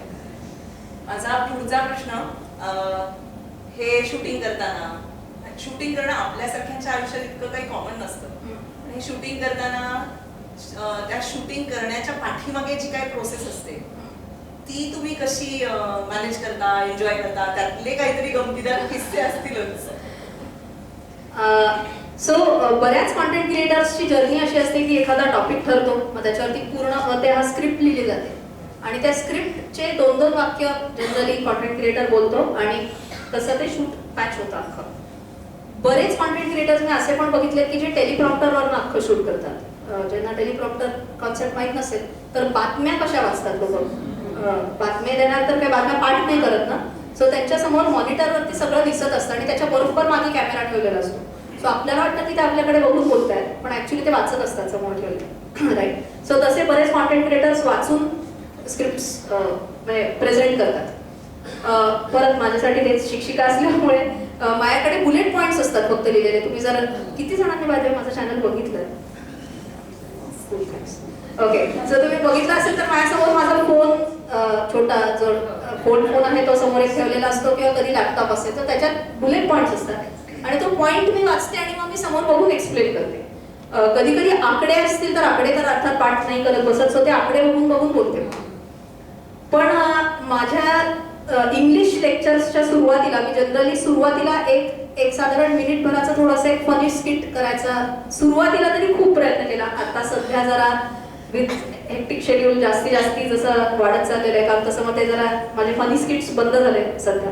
बट आम्ही सुरुवातीला खूप धमाल स्किट्स केलेले आहेत सुरुवातीला आणि त्यांनी चॅनलला एक वेगळंच रेकग्निशन मिळालं. कारण एंटरटेनमेंट क्रिएटरने काहीतरी एंटरटेनिंग करणं वॉज एक्सेप्टेड, बट फायनान्स सारख्या वृक्ष विषयात कोणीतरी एंटरटेनमेंट करताय हे कसं काय हे लोकांना आधी पटत नव्हतं, पण नंतर हळूहळू ते ऑल्सो स्टार्टेड एन्जॉयिंग. तर त्याच्यात एक मला एक स्पेसिफिक किस्सा आठवतोय की जेव्हा अँटनी वेस्ट मॅनेजमेंट म्हणून एक कंपनी आहे लिस्टेड आहे स्टॉक मार्केटवरती आणि त्यांचा IPO येणार होता. वेस्ट मॅनेजमेंट म्हणजे थोडक्यात ही company dry waste, wet waste, ओला कचरा, सुका कचरा सेपरेट झाल्यानंतर मग त्याचं रिसायकलिंग करणे आणि असे रिलेटेड त्यांचे बिझनेसेस आहेत. आता ह्याच्यात काय सुरुवातीला फनी करायचं की कचरा आहे तर त्याच्यात काय फनी करायचं आम्हाला ते काही कळेना. मग नंतर मी असंच आईकडे गेले होते आणि तिकडे ते सकाळी एक कचरावाले म्हणजे आपली म्युन्सिपालिटीची गाडी यायची आणि ते गाडीवाला आया घर से कचरा निकाल ते गाणं ऐकलं. सो ते गाणं लागलं एकदम त्याच्यात. म्हणलं अरे हेच होऊ शकतं ते व्हिडिओमध्ये. सो मी ते सुरुवातीला त्याच्यावरती हातात झाडू पकडलेला मी आणि त्या गाडीवाला आया घर से कचरा निकाल गायलेली आहे मी तेव्हा त्या व्हिडिओमध्ये आणि गाता गाता मी तो व्हिडिओ असा नाचलेली आहे त्याच्यात ऑलमोस्ट. आता हे खूप परत एम्बॅरसिंग होऊ शकतं की परत समोर कॅमेरा आहे, तुमचा स्टाफ तुमच्या समोर असतो फॉर अ रिझन की कारण मी बघून बोलत नसते. सो आकडा जर पुढे मागे झाला किंवा काहीतरी उलट सुलट बोललं गेलं तर माझे 1-2 टीम मेंबर काय समोर असतात जे स्क्रिप्ट किंवा ज्याच्यातले मेन पॉईंट्स चेक करत असतात की उलट बोललं नाही गेलं त्यांच्यासमोर मला हातात झाडू देऊन नाचायचं होतं. सो ते सुरुवातीला मी घेतलं की हसत होते, घेतलं की असे जवळजवळ त्या एका व्हिडिओचे जवळजवळ 30 टेक झाले असते. पण फायनली म्हटलं जाऊ दे आता शरम सोडून आपण ते करूयात. बट त्या व्हिडिओचे जर तुम्ही कॉमेंट्स वाचले ना तर असे कॉमेंट्स आहेत की सगळं अनालिसिस एका बाजूला but the intro is worth $1 million.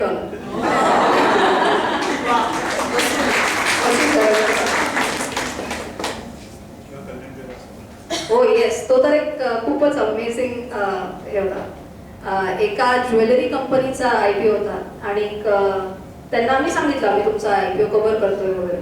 तर त्याने तुम्हाला आमच्याकडनं काही सपोर्ट लागला तर सांगा. तर म्हणलं सपोर्ट म्हणजे काय, मी आपल्या चेष्टेने म्हणले ज्वेलरी पाठवणार असेल शूटला तर पाठवा. म्हणजे पाठवतो बरोबर ओके.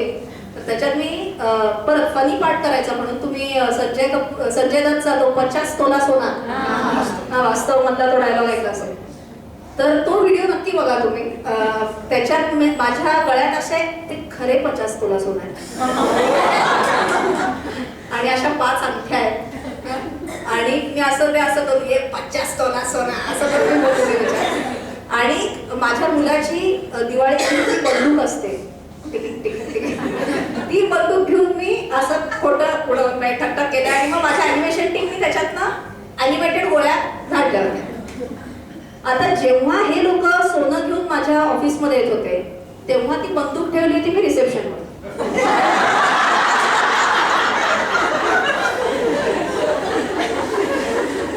त्यांचा माणूस प्रॉपर कारण सोनं जेवढं होतं त्यांनी ती प्रॉपर केजवाली गाडी वगैरे घेऊन एक बंदूकधारी माणूस ऍक्च्युली चेक करायला लावलं ओके ना क्लिअर आहे ना सगळं. आणि माझा जो रिसेप्शनवर माणूस बसतो तो बंदूक हातात घेऊन असतो. खूप हिलेरियस किस्सा झाला होता. त्यांना आम्ही सांगितलं आम्ही अशी दिवाळीतली बंदूक आहे वगैरे. मग त्यांना म्हणलं हे शूटिंग होईल समोर प्लीज तुम्ही इथंच थांबा, मला सोनं हँडल करायची सवय नाही, शूट संपू देते तुम्ही सगळं घरी घेऊन जा. पण मग नक्की तो कल्याण ज्वेलर्स नावाच्या कंपनीचा IPO होता. तर तुम्ही कल्याण ज्वेलर्स IPO स्पेस बार रचना रानडे युट्यूबवर चेक करा, तुम्हाला हा खूप फनी व्हिडिओ. मजेपेक्षा कॉन्टेंट काय टाकायचं ना ह्याच्यावर आम्ही खूप माझा हाच प्रश्न आहे की मला प्रश्न विचारू दे.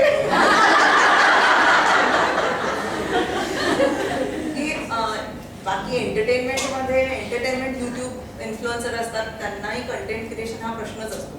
तुमच्यासारख्या विषयामध्ये सुद्धा कंटेंट क्रिएशन प्रत्येक वेळेला काय त्या एपिसोडमध्ये सांगायचं, हे काय त्याच्यावरती काय सोल्युशन काढतात? सो कॉन्टेंट क्रिएशन हा खूप तसा गंभीर विषय आहे, कारण प्रत्येक वेळेला फायनान्सचा चांगला कॉन्टेंट देणं ही इतकंच महत्त्वाचं आहे. सोशल मीडिया प्लॅटफॉर्म्स वेगवेगळे आहेत. यूट्यूब इंग्लिश चॅनल जो आहे तो वेगळा कॉन्टेंट इथे टाकतो, तो स्टॉक मार्केट रिलेटेड कॉन्टेंट आहे. यूट्यूब मराठी चॅनल जो आहे तो अजून मराठी लोकांना शेअर मार्केटकडे बघण्याचा दृष्टिकोन अजून बदललेला नाहीये, त्यामुळे तिथे आम्ही पर्सनल फायनान्सचा कॉन्टेंट टाकतो. इंस्टाग्रामवर यंग जनरेशन खूप आहे as compared to older. So young जनरेशनला लागणारा कॉन्टेंट तिथे टाकायला लागतो. लिंक्डइनला सगळे प्रोफेशनल आहेत, सो लिंक्डइनला त्याप्रमाणे कॉन्टेंट टाकायला लागतो. आणि हळूहळू 5 वर्षात आता काही घडलं ना तरी त्याच्यातनं फायनान्स कॉन्टेंट दिसतो आम्हाला, असंही ते हळूहळू निर्माण झालं. म्हणजे अगदी करेक्ट परवाची गोष्ट सांगतो की 23 तारखेला म्हणजे फ्रायडेला सिनेमा लवर्स डे होता आणि त्या दिवशी कुठल्याही पुण्यातल्या थिएटरमध्ये 99 रुपये तिकीट होतं, म्हणजे PVR पासून ते नॉर्मल, आणि रिक्लायनर असेल तर 190. तर तेव्हा आमच्यासाठी कॉन्टेंट झाला. त्या काय म्हणते त्या योजनेचे लाभार्थी आम्ही दोघेही होतो. ठीक आहे. सो शेवटी हा फायनान्स कॉन्टेंट आहे की मला सिनेमा बघायचा आहे, हे 99 रुपयात मला शक्य आहे, माझं तिथे सेव्हिंग झालं. सो अशा पद्धतीने ना तुम्ही हळूहळू जर कुठेही बघत गेला तर त्याच्यात तो कॉन्टेंट आपल्याला दिसायला लागतो. आणि याच्यात एकच पॉईंट ऍड करेन की 2 प्रकारचे कॉन्टेंट असतात. एक एव्हरग्रीन कॉन्टेंट असतो आणि एक टाइम सेन्सिटिव्ह कॉन्टेंट असतो. म्हणजे फॉर एक्झाम्पल शेअर्स म्हणजे काय, 10 वर्षांपूर्वी तेच होतं, आजही तेच आहे आणि 10 वर्षांनंतरही तेच राहणार. सो हा एव्हरग्रीन कॉन्टेंट झाला, कॉन्सेप्ट बेस झाला. पण काही जसं याने सांगितलं की हा त्या दिवशी पूर्वीची ती एक स्कीम आहे. सो जेव्हा IPOs येतात, एखाद्या कंपनीने काही अनाउन्समेंट केलेली असते, असे काही न्यूज असतील तर त्या मात्र तेव्हाच्या तेव्हा कव्हर करायला लागतात. सो त्याच्या वेळेला you have to be on your toes. पटापट त्याचा रिसर्च करायला लागतो, त्याच्याशी रिलेटेड कसं मांडणी करायची हे ठरवायला लागतं आणि मग अल्टिमेटली ते युट्यूबवरती जातं. सो मी म्हणते की एखादे जे मूवीजमध्ये असतात ते मे बी 3-4 महिन्यांमधनं एक मूवी रिलीज करतात. Right from scripting to shoot to direction to production to edit सगळं, आणि फायनली रिलीज. कॉन्टेंट क्रिएटर्स आठवड्यातनं असे 2 सिनेमे रिलीज करत असतात, right from scripting to release.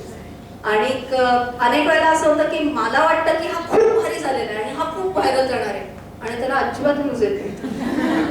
आणि उलट पण होतं कधी कधी. म्हणजे मी सिंपल सांगते, आता जो मी नोकरी का व्यवसाय हा जो मी आता व्हिडिओ रिलीज केला होता, मला वाटलं होतं की हा मराठी चॅनलवर खूप चांगला जाईल, खूप फटाफट व्ह्यूज येतील त्याला. बट अनफॉर्च्युनेटली त्याला व्ह्यूजच नाही आले एवढे. सो काही वेळेला आपल्याला असं म्हणजे थोडं नाराजी येते का तरी येते, बट अल्टिमेटली आपण म्हणतो असं व्ह्युअर इज द किंग और क्वीन. ते चॅलेंज नाही करू शकत आपण. त्यातल्या त्यात तोच कॉन्टेंट पुढे पुढे मग इंस्टाग्रामवर परत त्याची लिंक टाका आणि हा व्हिडिओ बघा, हा व्हिडिओ बघा, असं होतं. सो वेगळ्या वेगळ्या प्रकारचे कॉन्टेंट असतात, बट नॉट नेसेसरी की मला जे वाटेल तेच त्याचा आउटकम आहे. आणि कंटेंट क्रिएशनचं काम एकच ऍड करतो. जसं आम्ही पहिल्या दिवसापासून ठरवलंय की आपल्या चॅनलवर कोणताही निगेटिव्ह कॉन्टेंट जाणार नाही. म्हणजे कुठलीही प्रकारची चिखलफेक होणार नाही, दुसऱ्यावर कमेंट होणार नाही. कुठल्याही कंपनीची एखादी निगेटिव्ह न्यूज असेल की ज्याला म्हणजे आता सध्या समजा लेट्स निगेटिव्ह न्यूज म्हणजे पेटीएमची न्यूज चालू आहे, सो ते आपण कव्हर करणार नाही. हे आम्ही पहिल्यापासून हे केलेलं आहे. ब्रँड डील्स घेताना पण किंवा काही कुठलाही कॉन्टेंट टाकताना की आपला कुठेतरी बायस ओपिनियन येईल असं कुठलाही कॉन्टेंट टाकणार नाही. त्यामुळे आम्ही कुठल्याही इन्व्हेस्टमेंट ऍडवायझर्सचं म्हणजे आम्हाला येतात की तुम्ही आमचं हे प्रमोट करा आणि हे करा, तर आम्ही ते करत नाही. आम्ही स्वतः रेकमेंडेशन देत नाही, आम्ही कोणाचे पैसे मॅनेज करत नाही. सो त्यामुळे कुठेतरी या गोष्टी क्लिअर असल्यामुळे तो कॉन्टेंट अजून लोक पण अप्रिशिएट करतात की बाबा मी हा व्हिडिओ बघतो आणि माझा मी डिसिजन घेतो. सो हे कुठेतरी काही पथ्य पाळताय क्लिअर पाळले. आणि पथ्य पाळण्याची कॉस्ट पण खूप हेवी असते कधी कधी. म्हणजे एक छोटंसं उदाहरण द्यायचं असं की क्रिकेटमध्ये बेटिंग ऍप्स बरेच आहेत आजकाल, सगळेच वापरत असते. स्टॉक मार्केट रिलेटेड पण असे काही ऍप्स आहेत आणि हे ह्या बऱ्याच ऍप्सनी आम्हाला हे केलं होतं, अप्रोच केलं होतं की तुम्ही आमचं ऍप प्रमोट करा. सो कॉन्टेंट क्रिएटरसाठी यूट्यूबमध्ये एक रेव्हेन्यू जनरेट होतच असतो. अदर इन्कम इज हे की लोक आमच्या चॅनलवरती सांगतात आमच्या जाहिराती करा आणि मग जाहिरातीचे आम्ही पैसे मागतो त्यांच्याकडे. तर जेव्हा मी त्यांना म्हणलं मी हे नाही करणार कारण माझ्या तत्वांमध्ये गॅम्बलिंग बसत नाही, सो मी करणार नाही. ते म्हणले तुम्ही जी आम्हाला रक्कम कोट केली आहे ती रक्कम तुम्ही विसरून जा, मी तुम्हाला ब्लँक चेक पाठवतो, ती तुम्ही रक्कम टाका पण आम्हाला तुमच्याकडनंच प्रमोट करायचं. म्हटलं मी नाही करणार. सो अनेक वेळेला याची कॉस्ट पण खूप हेवी असते. म्हणजे कोणालाही वाटेल एक क्षणभर की जाऊ दे ना एखादा व्हिडिओ गेल्याने काय फरक पडतोय, मी इथं कमांडिंग पोझिशनवरती आहे, पैसा पटकन मिळून गेला तर मिळून जाईल. पण आमच्या दोघांचंही हेच मत आहे की पैसा ओव्हर अ लॉंग टर्म मिळत राहतो जर तुम्ही तुमची एक क्वालिटी आणि इंटेग्रिटी मेंटेन केली तर. पण तुम्ही इंटेग्रिटी लूज केली तर मग there is nothing to do.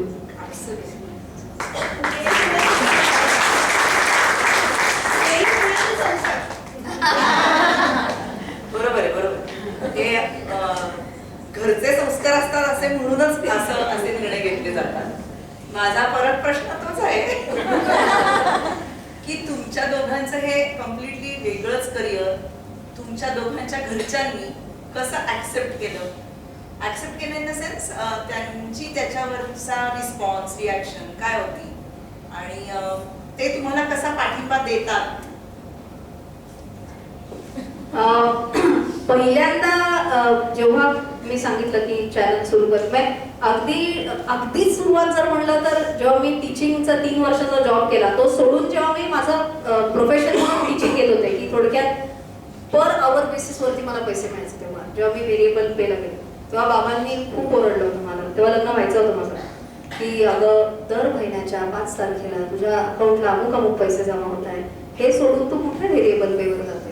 पण एक टिपिकल जी आपली एक मेंटॅलिटी म्हणतो की दर महिन्याच्या एवढ्या तारखेला पैसे जमा झाले, वा क्या बात आहे, हा महिना सार्थक झाला.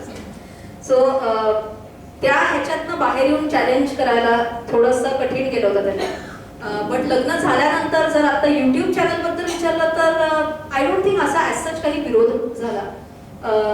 हळूहळू मी घरावरती थोडासा काय म्हणू कब्जा रॉंग वर्ड म्हणजे आधी माझं फक्त एक टेबल आणि एक खुर्ची होती, मग हळूहळू तिची स्टोर रूम काइंड ऑफ होती तिथे, मग तिकडे एक स्टँड आला, मग समोर युट्यूब त्याला तर हे नव्हते लाईट्स नव्हते, मग ट्यूबलाईट मारून घेतल्या समोर, मग तेही कमी पडायला लागलं म्हटल्यावर मग हॉलमधली थोडीशी जागा हळूहळू एक एक एक करत हे करत.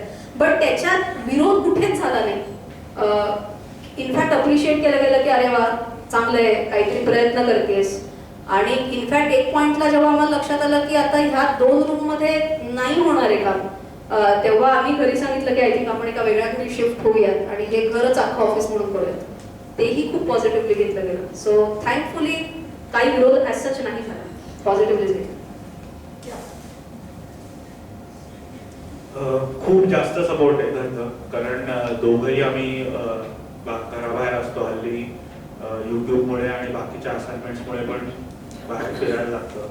आणि एक पहिल्यापासून हे झालं की एकत्र राहत असल्यामुळे मेघलाही लहानपणापासून आजी आजोबांची सवय दोन्हीकडच्या, तिचे आई वडील किंवा माझ्या आई वडील. सो त्यांचा निश्चित सपोर्ट आहे, त्यामुळेच हे सगळं पुढे होऊ शकतं. एक किस्सा सांगते छोटासा. हा युट्यूबच्या थोडासा आधीच आहे.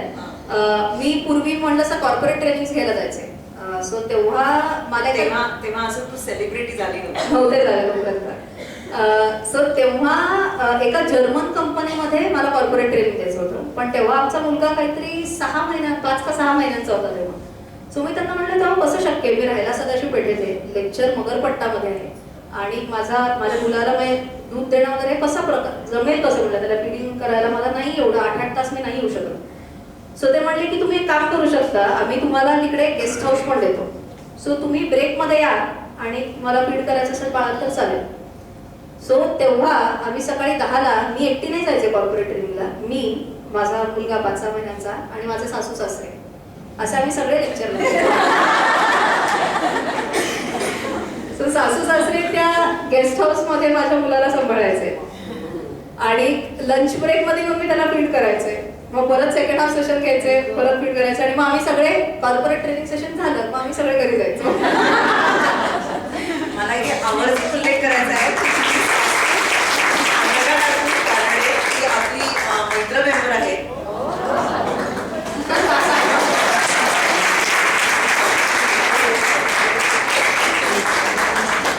पुणेरी स्टाईल मध्ये तळ टीप त्या इकडे आहेत म्हणून उगाचच कौतुक नाही करायचं. म्हणजे हा किस्सा नंतर व्हेरीफाय होऊ शकतो. नाही, आणि सपोर्ट, अजून एक सपोर्ट म्हणाल ना, सर्वात महत्वाचं म्हणजे जेव्हा आम्ही दोघांनी म्हणजे मी तर जॉब सोडला आणि जेव्हा हे चालू केलं तेव्हा जेन्युइनली आम्हाला माहित नव्हतं की ह्याच्यात करिअर एवढं होऊ शकतं. म्हणजे 2019 ची गोष्ट सांगतो. पण एक कुठेतरी एक मागे हे होता की आम्ही दोघे चार्टर्ड अकाउंटंट आहोत, त्यामुळे समजा हे नाही चाललं तर आपण परत जे करत होतो ते करू शकतो.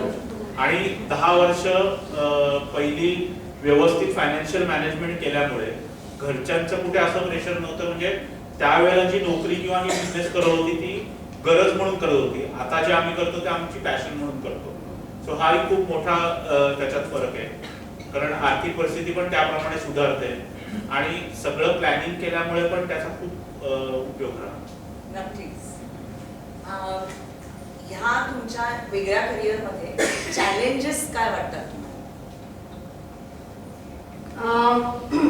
चॅलेंजेस मध्ये मी ऍक्च्युली तसं बऱ्याचशा गोष्टी कव्हर केल्या मी की सुरुवातीला अगदी वेगळे चॅलेंजेस होते की हे अपलोड कसं करतात किंवा याचं मॉनिटायझेशन कसं होतं किंवा लाइटिंग कसं असायला पाहिजे. म्हणजे माझ्या सुरुवातीच्या एकदम पहिल्या व्हिडिओज मध्ये माझ्या बरोबर मागे ट्यूबलाईट आहे, माझ्या डोक्याभोवती असं वलयाला वाटतं. So my ideally 3 point lighting system म्हणतात त्याला की इकडनं एक लाईट पाहिजे, इकडनं एक लाईट पाहिजे आणि मागणं एका तुमचे केस हायलाईट होण्यासाठी एक मागणं एक स्ट्रॉंग लाईट यायला लागतो.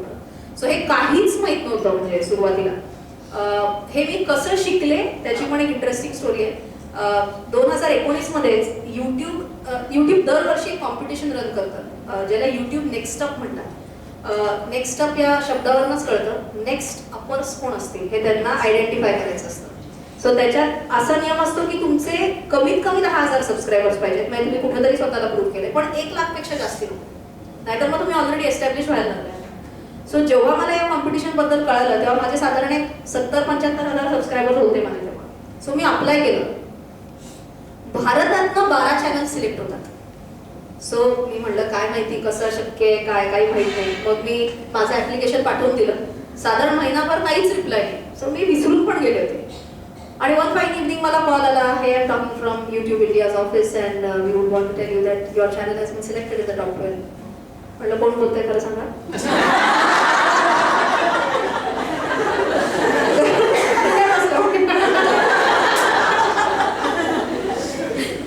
ती पण हसायला लागली. मला प्रचंड डाऊट आहे की माझं कुठल्या तरी मैत्रीण बोलते माझ्याशी आणि काहीतरी चेष्टा चालू. कारण मी मैत्रिणींना सांगून ठेवलं होतं असं असं मी खूप एक्सायटेड आहे आणि मी अप्लाय केले होते. तर मी म्हटलं please don't mind but can you send me an email confirming the same. तर मी विचारेन की आय अंडरस्टँड युअर फिलिंग्स आणि विचारेन मला खरंच ईमेलवरती कन्फर्मेशन दिलं की हो तुझा चॅनल सिलेक्ट झालेला आहे. सो खूप छान वाटलं की भारतातनं 12 चॅनल सिलेक्ट होतात फक्त आणि त्याच्यातनं माझा चॅनल सिलेक्ट झाला होता.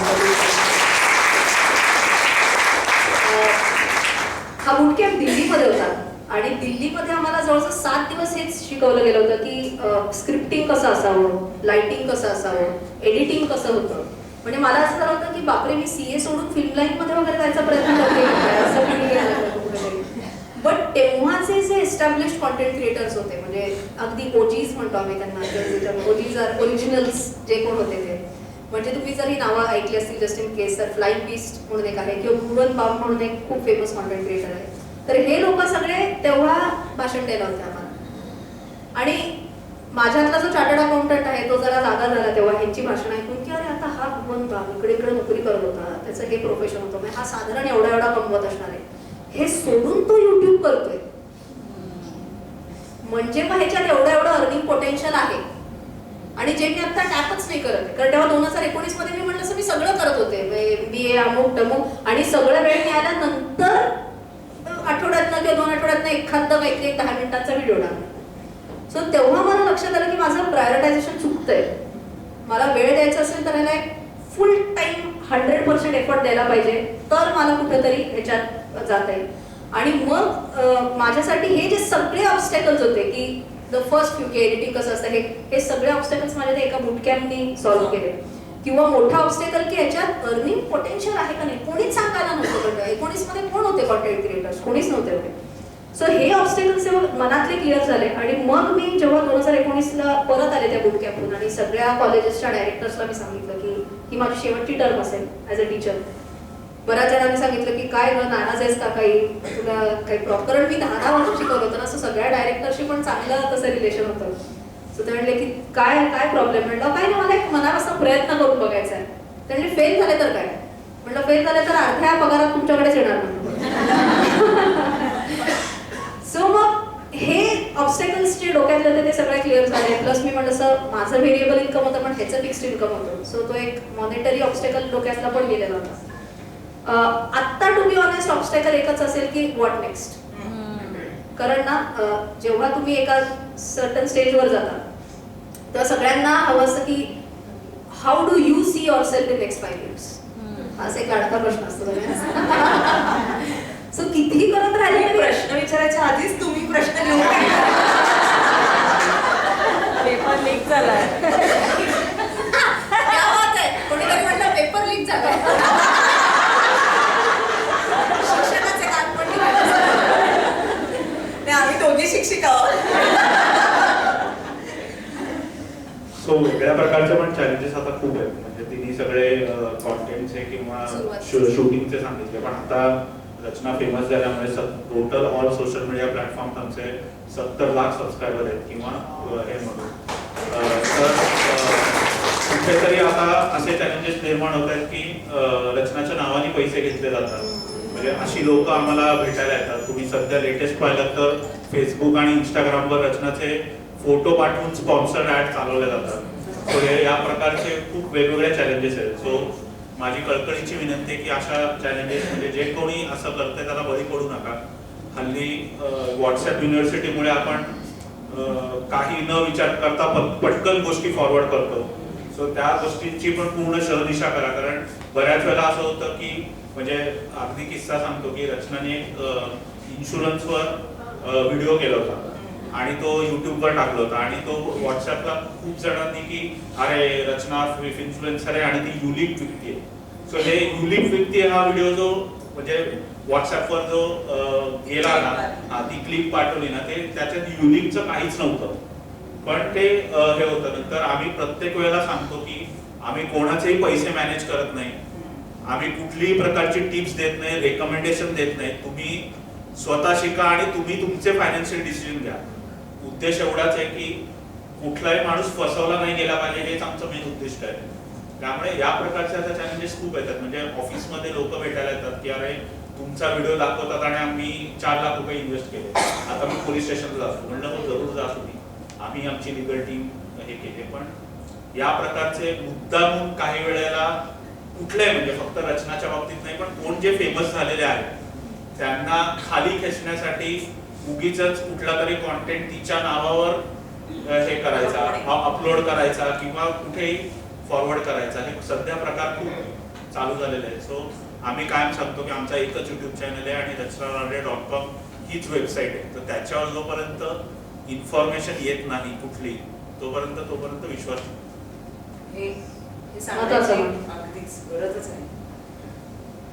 आता काही वेगळे प्रश्न इथे बसलेल्या अनेकांच्या मनात हे आहेत. आमची बहुतेकांची सगळी मुलं यंग आहेत, शाळेत जाणारी किंवा कॉलेजमध्ये असणार. तर या मुलांना इन्व्हेस्टमेंट बद्दल कसं साक्षर करायचं? बऱ्याच जणांना हा पॉइंट वाटतो की लहान आहे अजून कसं कळेल पैशाबद्दल. मुलांना सगळं कळतं, काहीच प्रॉब्लेम नाही. त्यांना फक्त एक्सपोजर द्यायची गरज असते. त्याच्यात कुठं ना कुठं तरी थॉट्स मध्ये फरक येऊ शकतो. आमच्यापेक्षा एक पिढी जी वरती असेल त्यांनी किंवा इव्हन माझे आई बाबा पण काय म्हणतात की मुलांसमोर शक्यतो पैशाबद्दल बोलू नका. पण आमच्या दोघांचे असे विचार आहेत की त्यांना कळू देत ना की पैसे सहज येत नसतात घरी, त्याला कष्ट करायला लागतात तर पैसे तरी येतात.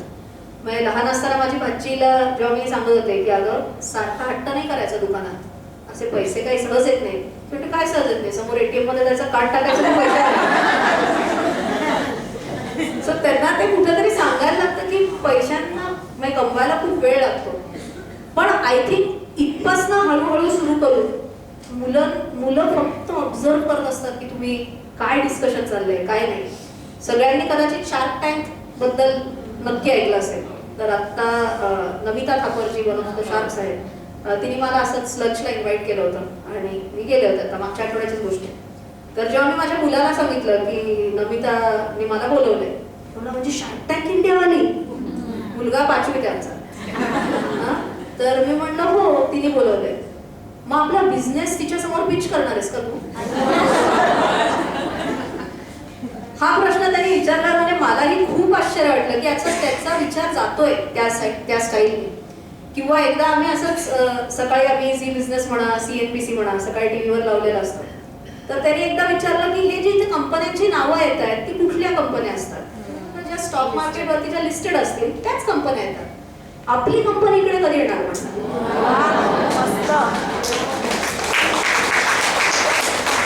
सो माझ्या मते आपण सगळे कमी बुद्धिमत्तेचे आहोत. आपल्यापेक्षा खूप ऍडव्हान्स मुलं आहेत.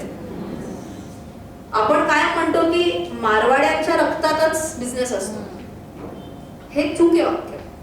मारवाड्यांच्या मुलांना एक्सपोजर मिळतं जास्ती कारण त्यांचे आई वडील बिझनेस करत असतात आणि ते लहानपणापासून बिझनेसच्या गप्पा ऐकत असतात आणि म्हणून त्यांच्यामध्ये ती थॉट प्रोसेस डेव्हलप होते.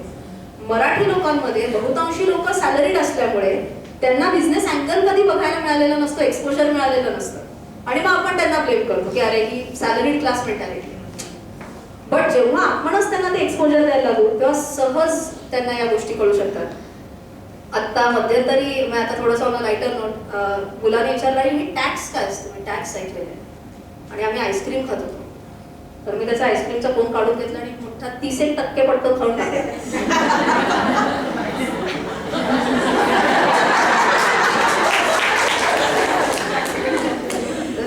टॅक्स जाणं म्हणजे काय असतं याचं दुःखही त्याला लगेच कळतं.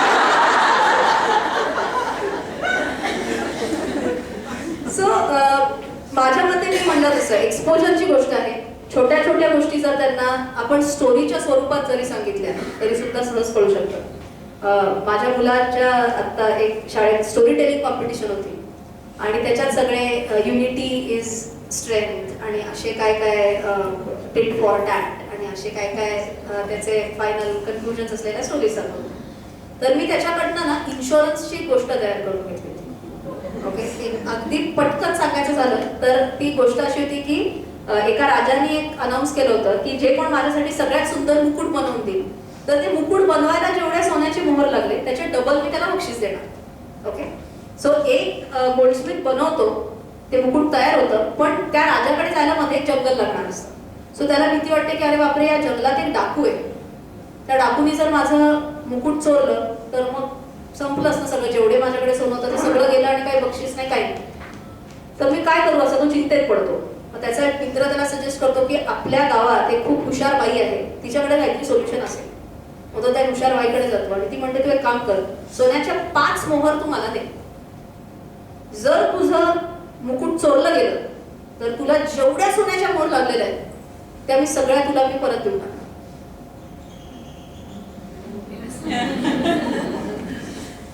इन्शुरन्स झाला. ते 5 त्यांनी जे मोहर पे केलं होतं तो प्रीमियम होता आणि जर ते चोरीला गेलं तर ती जेव्हा त्याला सगळे पैसे मोहर देणार होती त्याला असं क्लेम, इन्शुरन्स क्लेम. मग तो विचारतो नाही झालं तर काय? काय नाही, 5 जे मला नाणी दिलेली आहे ती गेली, प्रीमियम पे केलाय करत. आणि मग त्याचं कन्क्लुजन मी असं दिलं होतं की it is important to insure all your valuables. हे त्यांनी 3रीत असताना त्यांनी स्टोरी टेलिंग कॉम्पिटिशनला ही गोष्ट सांगितली. टीचरने ऐकली सगळी. Okay, next. टीचरलाच इन्शुरन्स नाही का? Okay, but again the flips, मला खूप वाईट वाटलं ऍक्च्युली या गोष्टीचं की टीचरला, आणि शेवटी युनिटी स्ट्रेंथलाच बक्षीस मिळालं. बट एका बाजूला हे वाईट वाटलं पण दुसऱ्या बाजूला खूप छान वाटलं की जेव्हा ही गोष्ट मी मेघला समजावून सांगितली तेव्हा त्याचा पुढचा प्रश्न हा होता की सगळ्यात व्हॅल्युएबल गोष्टी जर इन्शुअर करायची असेल तर मला माझी सायकल इन्शुअर करायची, ती कशी करतात. सो तुम्ही प्लीज या कन्सेप्टमध्ये थांबू नका की मुलांना फायनान्स नाही कळत, त्यांना सगळं कळतं. छोट्या छोट्या गोष्टींमधनं तुम्हीच एक्सप्लेन करायचा प्रयत्न करा आपोआप. वा. की आम्ही काय म्हणतो की त्यांना पैसे किती कमवतो हे कळू देऊ नका की बाबा मी एवढे कमवतो, पण पैशाच्या गोष्टी करायच्या नाही ते करू नका. कारण ना त्यांची थॉट प्रोसेस खूप वेगळी आहे आणि आपण कितीही रोखलं तरी त्यांना बाहेरनं सगळं नॉलेज मिळतं की काय चाललंय. आणि हे म्हणजे आम्ही आता स्टॉक मार्केट बघतो तर बऱ्याच वेळा आम्ही याचे प्रश्न असतात, बाबा आज निफ्टी खालती पण SGX निफ्टी वरती कसं, किंवा आम्हालाही आता अनुभव आहे की आम्ही जे क्लासेस घेतो तर बऱ्याच पालकांनी पण आता खूप ऍडव्हान्स मध्ये त्यांचे पण विचार झालेले आहेत आणि 7वी 8वी 9वीतल्या मुलांनी आमचे खूप कोर्सेस केलेले आहेत की ज्यांना फंडामेंटल अनालिसिस माहिती आहे, टेक्निकल अनालिसिस माहिती आहे, स्टॉक मार्केट काय माहिती आहे, GDP माहिती आहे. अनफॉर्च्युनेटली काय होतं, शाळेमध्ये आपल्याला मॅथ्स आणि सायन्स शिकवलं जातं पण फायनान्स सब्जेक्ट कोणीच शिकवत नाही. सो तोच कुठेतरी शिकवायचा प्रयत्न करतोय युट्यूबच्याच माध्यमातून. आणि त्यामुळे लहान मुले खूप म्हणजे मागच्या वर्षी जेव्हा लाईव्ह बॅच आम्ही घेतली तर एक 6वीतला मुलगा आमच्या लाईव्ह बॅचच्या ह्याला स्टुडंट म्हणून आला होता. तर आम्हालाही पहिले आश्चर्य वाटलं की हा मुलगा इथे काय करतो. तर जेव्हा आम्ही मग त्याच्या आई वडिलांना बोलून घेतलं तर ते म्हणले की मी ह्याच्याबरोबर दररोज इकॉनॉमिक टाइम्स वाचतो, 1 तास मी त्याला घेऊन इकॉनॉमिक टाइम्स वाचतो आणि त्याला काय ज्या शंका येतील म्हणजे त्याच्या वडिलांनी ते सांगितलं की त्याला ज्या शंका येतील त्या आम्ही त्याचं निरसन करतो. अजून एक छोटा किस्सा ऍड करते, कसं मुलांची थॉट प्रोसेस आपल्यापेक्षाही पलीकडची असते याच्यासाठी. मागच्या मे महिन्यात मी फायनान्स फॉर टीन्स असा एक छोटा 2 तासाचा सेमिनार घेतला होता. त्याच्यात कंपल्सरी असं केलं होतं की जो टीनेजर मुलगा किंवा मुलगी असेल त्याच्याबरोबर एका पालकाने कंपल्सरी यायचं. असा तो एक साधारण 500 जणांचा वर्ग भरला होता माझा मागच्या मे महिन्यात जेव्हा घेतला होता. तर मी मुलांना विचारलं, असं होतं का की तुम्ही पालकांकडे काही मागतात आणि ते म्हणतात नाही आत्ता नाही मिळणार. सगळ्यांनी जोरात हो असं उत्तर. तर म्हटलं का बरं असं करतात, तुमचं मन मोडायचं हीच त्यांची एक इच्छा असते का करतात. त्याच्यावर काही जणांनी ओके ओके उत्तर दिली. एकाने सांगितलं त्यांच्याकडे कदाचित तेवढे पैसे नसतील त्या महिन्यात. तर म्हटलं करेक्ट. सो ह्याला तुमचं म्हणजे थोडक्यात काय झालं की तुमचं जेवढं इन्कम आहे आणि तुमचे जेवढे खर्च आहे त्याच्यात कुठेतरी मिसमॅच कदाचित होऊ शकतो. म्हणून बजेटिंग करणं महत्वाचं असतं. सो मी त्यांना बजेटिंग म्हणजे काय ही एक संकल्पना शिकवत होते त्यांना. सो मी त्यांना एक ऍक्टिव्हिटी दिली. त्यांना म्हणलं सगळ्यांना साधारण किती पॉकेट मनी मिळते हा पहिला मी प्रश्न विचारला. अपेक्षित होतं उत्तर 100 रुपये 200 रुपये. सर्वसाधारण पॉकेट मनीचा 1000 रुपये हा आकडा मला आला. ओके. आणि हे पुण्यातली मागच्या वर्षीची गोष्ट सांगते. मग मी मुलांना विचारलं की बरं तुम्ही काय करणार आहे 1000 रुपयांमधनं, तर तुम्ही ते लिहून काढा. मग एकेकांना विचारलं काय काय करणार. फार उबर मग झोमॅटो तर महिन्यात 2दा होतच मित्रमैत्रिणींबरोबर, किंवा मग शॉपिंग, हे सगळे उत्तर आले. मग त्याच्यानंतर मी पुढची ऍक्टिव्हिटी अशी घेतली. मी त्यांना म्हटलं आता ओके आता तुम्हाला पुढच्या महिन्यात ना 1000 रुपये नाही पुढच्या महिन्यात 300 रुपये पॉकेटमध्ये मिळणार. आता काय करणार सांगा. मग मुलं थोडं विचार करायला लागले, अरे बापरे आता काय, आता एकदम 1000च्या ऐवजी 300च मिळणार आहे, आता काय करायचं. मग मुलांनी उत्तर द्यायला सुरुवात केली की या महिन्यात उबरच्या ऐवजी आम्ही PMT जाऊ. ओके. मग एका मुलाने उत्तर दिलं आम्ही मित्र मिळून एकाच्याच बाईकवरनं जाऊ. सो त्यांना हे ऍडजस्टमेंट्स करता येतात, नाही असं नाही. त्यांना ते पुश करायला लागतं की तुम्हाला ऍडजस्टमेंट्स करायला लागणार आहेत. एक मुलगी म्हणली मी माझ्या लाईफस्टाईलमध्ये 0 चेंजेस आणणार आहे. म्हटलं आपण भागणार कसं म्हणलं तुझं. ती म्हणली I am a very good chef. I will bake cakes, I will sell them, I will ensure that the 700 deficit is covered, but I will maintain my deficit. आणि ती 9वीतली मुलगी होती. सो परत मी तेच म्हणते आपल्याला वाटतं की छोटी आहेत रे मुलं, ते सगळे आपल्यापेक्षा खूप पुढचा विचार करतात. त्याचाच पुढची एका मुलीने उत्तर हे दिलं. ती म्हणली I wish I was a good cook but I am not, but I have a younger brother who is just 4 years old. I will babysit him and I'll ask my parents to pay me for it.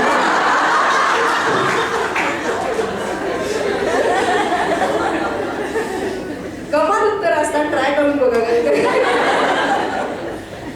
क्या बात आहे. एक वेगळी idea तू दिलेली आहे. तरीही आताची जी नवीन generation आहे, जेन झी ज्यांना म्हणतो, त्यांचा एकूणच पैसे खर्च करण्याकडे खूप जास्त कल आहे. त्यांना इन्व्हेस्टमेंटचं महत्त्व कसं समजून द्यावं, कसं समजून देतेस.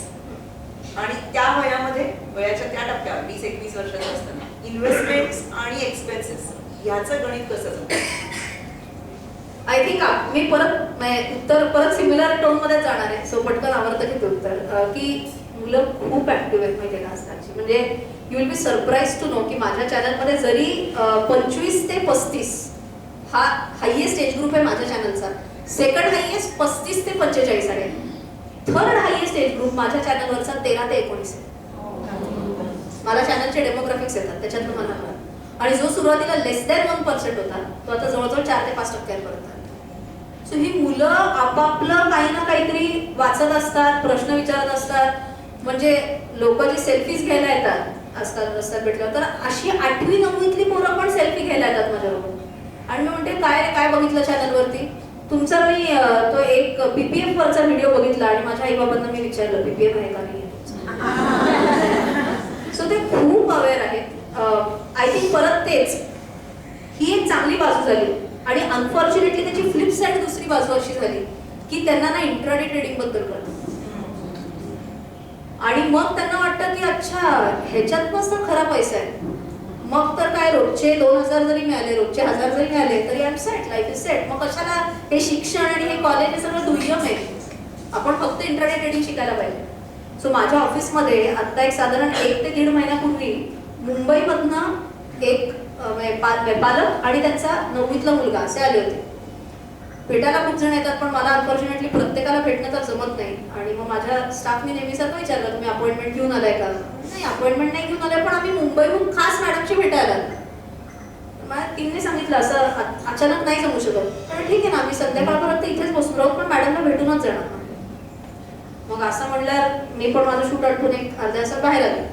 म्हणलं काय झालं? म्हणजे काही नाही, मुलगा हुशार आहे, चांगले मार्क पडतात, गणितात काय पहिला येतो वर्गात, पण इंट्राडे ट्रेडिंग आणि फ्युचर्स अँड ऑप्शन्स असं काहीतरी म्हणायला लागलंय. तर आता मी आणि माझा नवरा दोघेही सायन्स बॅकग्राऊंडचे, तर आम्हाला कळत नाही हा काय बोलतोय. तर हा बरोबर ट्रॅकवर आहे का याचा आम्हाला काहीच कळायला मार्ग नाहीये. तुमचं नाव कधी कधी घेतो म्हणला, मग आम्ही तुमचं सर्च केलं, आम्हाला कळालं की तुमचं पुण्यात ऑफिस आहे म्हणून आम्ही तुम्हाला मुंबईहून भेटायला. मग मी त्याला जवळजवळ 1 तासभर त्याच्याशी बोलले आणि मी त्याला मार्गदर्शन केलं की काय चांगलं आहे काय वाईट आहे.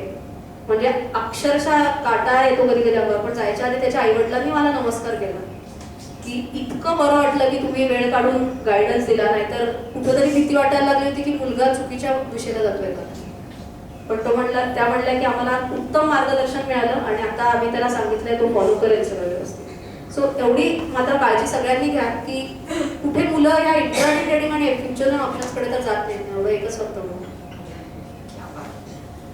मागे आपण एकदा गप्पा मारत असताना तुमच्याकडनं असे मी खूप किस्से ऐकले होते की कुठे कुठे तुझा चॅनल पोचलाय आणि तुला तुझ्या व्ह्युअर्स कडनं येणाऱ्या कमेंट्स आणि त्यातनं त्यांचा मिळणारा प्रतिसाद, प्रेम, शुभेच्छा, आदर, हे याच्याबद्दल सांग. जसं मी आता ऑफिसमध्ये भेटायला येतात असंच एक किस्सा सांगते की एक आर्मीतला एक जवान आमच्या ऑफिसमध्ये भेटायला आला होता आणि परत ऑफिसची अपॉइंटमेंट न घेता आले होते. पण त्यांनी आय कार्ड पास केलं त्यांचा की त्यांना म्हणजे जस्ट टू प्रूव्ह की मी खरंच आर्मीतला आहे असं. मग जेव्हा असे लोक येतात तेव्हा मी सगळं कामं बाजूला ठेवून लगेच भेटायला येते. तो भेटायला आला आणि म्हणजे त्यांना इतकं चांगलं वाटलं की मी ऍक्च्युली भेटायला आले. तर मॅडम 2च मिनिटं घेईन जास्ती नाही म्हणलं. मग मी त्यांना विचारलं म्हटलं तुमचं कुठे पोस्टिंग असं काय. तर माझं श्रीनगरला पोस्टिंग आहे म्हटलं. पण ते म्हणले मी आता त्यांना जे ब्रेक मिळतो त्याच्यात ते काहीतरी साताराच्या आसपास कुठल्या तरी एक साताऱ्यापासून खूप लांब एक खेडेगावात ते राहतात. काहीतरी 30 एक उमऱ्यांचं त्यांचं साधारण गाव आहे म्हणजे फक्त इतकं छोटं गाव. आणि ते म्हणले तिकडे आलो, तिकडे बायकोला सांगितलं नाही की मी पुण्यात येतोय म्हणले, पण मी तुमचं गुगलवरनं ऍड्रेस शोधत तुमच्या ऑफिसला आलेलो आहे म्हणले. आणि ते म्हणले माझ्या बायकोशी फक्त प्लीज 2 मिनिटं बोला, मी व्हिडिओ कॉल लावून देतो. त्यांनी व्हिडिओ कॉल लावला आणि त्यांची बायको इतकी खुश झाली मला बघून की अरे रचना मॅडम ऍक्च्युली तुम्ही बोलताय माझ्याशी फोनवर. मी त्यांच्याशी 2 मिनिटं गप्पा मारल्या. अगदी म्हणजे गावाकडचं असं बसकं घर जसं असेल तसं टिपिकल व्हिडिओ दिसत होतं. त्या बघून इतक्या खुश झाल्या. त्यांना आई बहिणी कोण आहे बघा फोनवर लवकर बाहेर. मग त्यांच्या बहिणी पण आल्या, त्या पण माझ्याशी बोलल्या. अक्षरशः 2 मिनिटं मी बोलली असेल. आणि जेव्हा मी फोन कट केला आणि त्या जवानाच्या हातात फोन दिला तेव्हा त्यांचे डोळे भरले होते आणि अक्षरशः ऑलमोस्ट रडत होते. मला पटकन कसं रिॲक्ट करायचंच कळलं नाही. म्हटलं काय झालं, कारण आपल्याला सवय असते की आर्मीतले लोक एवढे टफ असतात इमोशनली सुद्धा, असं पटकन बघायची सवय नाही. तर त्यांना तुम्हाला माहितीच नाहीये की आमच्या गावामध्ये काय रेव्होल्युशन आले तुमचं. त्यामुळे पूर्वी घरातल्या बायका फक्त सासबहूच्या सिरियल बघायच्या, आता सगळ्या तुमचे चॅनल बघतात.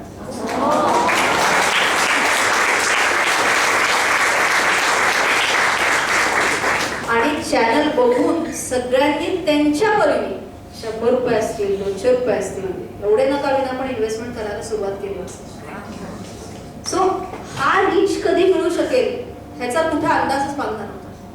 किंवा मी आता तुम्ही वटा सन्मानचा उल्लेख केला, वटा सन्मान मिळाला होता मला, तर युथ आयकॉन अवॉर्ड मिळालं होतं मुख्यमंत्र्यांच्या हस्ते. आणि जेव्हा मी तो सन्मान घेऊन खालती आले, त्याच्यातच स्वच्छ नावाची जी आपली संस्था आहे पुण्यात जी कार्यरत आहे, त्यांच्या पण एका महिलेला अवॉर्ड मिळालं होतं. त्या येऊन मला भेटल्या आणि त्या म्हणल्या की रचनाताई तुमच्याशी 2 मिनिटं बोलायचं. म्हणलं बोला.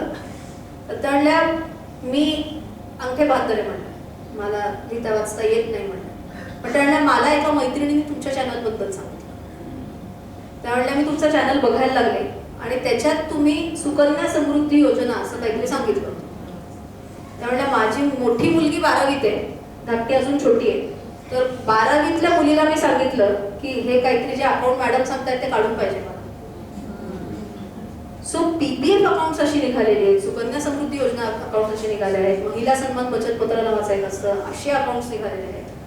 हे सगळे इन्व्हेस्टमेंटची बाजू दोन्ही उदाहरणं मी जी दिली ते महिलांच्या साईडने होती. पण ह्याचा अर्थ असा नाही की पुरुषांना सुद्धा काही याच्यातनं फायदा होत नाही, तर डेफिनेटली फायदा होतो. मी एका कार्यक्रमात गेले होते, एका बँकेचा कार्यक्रम होता. तिकडचा जो फोटोग्राफर होता त्याने पूर्ण इव्हेंट कव्हर केली आणि मी अगदी गाडीत बसणार होते तेवढा तो पळत आला माझा. तर मला वाटलं त्यांना सेल्फी हवा असेल, म्हणजे सेल्फी हवा आहे का, तर त्याने नाही सेल्फी नको आहे म्हणले. म्हणलं मग काय झालं, ते म्हणले जे परिस्थितीमुळे शिकू शकलो नाही ते तुमच्या चॅनलमुळे शिकू शकलो. सो सांगण्यासारख्या इतक्या स्टोरीज आहेत, बियॉन्ड इमॅजिनेशन, बियॉन्ड वर्ड्स. एक छोटीशी अजून एक गोष्ट सांगते की फायनान्सच्या चॅनलवरनं हे असं काहीतरी घडेल हे कधी डोक्यात नव्हतं. आता पॅन्डेमिकच्या वेळेला एका आजींनी मला व्हॉइस नोट पाठवली होती माझ्या ऑफिसच्या नंबर की तुझ्यामुळे काय एक वेगळाच माझ्या आयुष्यात एक कलाटणी मिळाली आहे. त्या म्हणल्या कोरोनाच्या काळात त्यांचा नवरा गेला आणि त्या म्हणल्या दोन्ही मुलं अमेरिकेला. त्यामुळे आम्ही दोघंच राहायचो, आजी आजोबा दोघंच फक्त राहायचे आणि साऊथ इंडियामध्ये कुठेतरी ते राहत होते. आणि जेव्हा नवरा गेला त्यांचा, त्यामुळे मला इतकं एकटं वाटायचं, मला इतकं डिप्रेशनमध्ये गेल्यासारखं झालं की मुलं नाही बरोबर, नवरा नाही, एकटीने काय करायचं, वय जवळजवळ 65-70. आणि त्यामुळे तेव्हा असंच मी रात्री युट्यूब बघत बसायचे, काहीतरी कोणीतरी काहीतरी असं मन रमवण्यासाठी. तेव्हा त्या म्हणल्या की तुझा चॅनल समहाऊ रेकमेंड झाला आणि बघायला सुरुवात केली. त्यामुळे मला खरं सांगू का, मला काही नाही कळत म्हणलं फायनान्समधलं, पण तू जसं बोलते ना ते मला खूप आवडतं म्हणलं. सो त्या म्हणल्या मला झोप नाही यायची ना तेव्हा मी तुझं चॅनल लावून ठेवायचं. मला असं वाटायचं की माझी मुलगी किंवा कोणीतरी माझ्याशी गप्पा मारतीये बहुधा, आणि तुझा आवाज ऐकत ऐकत मला हळूहळू करत झोप लागायची. सो म्हणजे कधी हे असा विचारही नव्हता केला की ह्या लेवलचं काहीतरी होऊ शकेल, किंवा जो कनेक्ट आपण म्हणतो व्ह्युअर्स बद्दलचा तोही एवढ्या वेगळ्या लेवलचा असेल. माझ्या वाढदिवसाच्या दिवशी हैदराबादच्या इकडे कुठलं तरी गाव आहे, तिकडे एका मुलांनी माझा वाढदिवस आहे म्हणून 100 जणांना जेवण घातलं.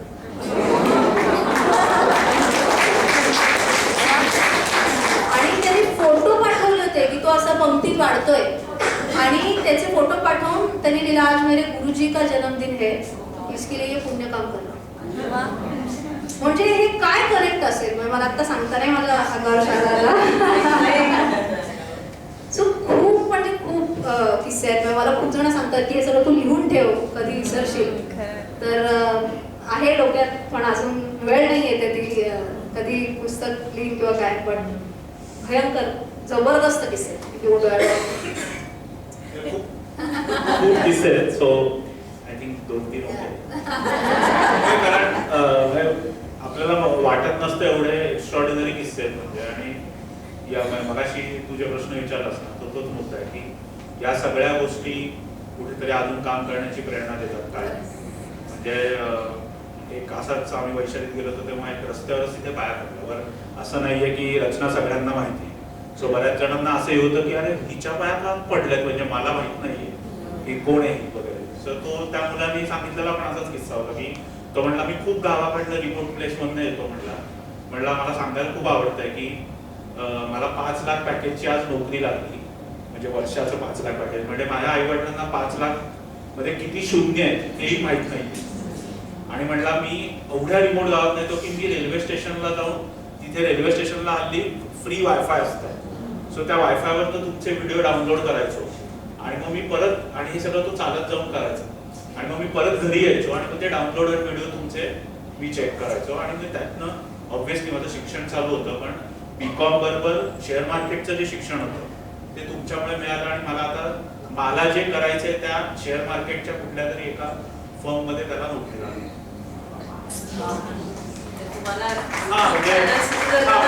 इंग्लिश चॅनलचे वेगळे हे होते. मराठी चॅनल चालू केल्यापासून गावागावात पोचता आलं. इंग्लिश चॅनलला पण जो प्रतिसाद मिळाला तो देशाबाहेरही त्याच पद्धतीने मिळाला. म्हणजे आम्ही मस्कतला गेलो होतो तेव्हा एक तिथे जे ट्रॉली हे करतात एअरपोर्टला, त्या माणसाने ओळखलं.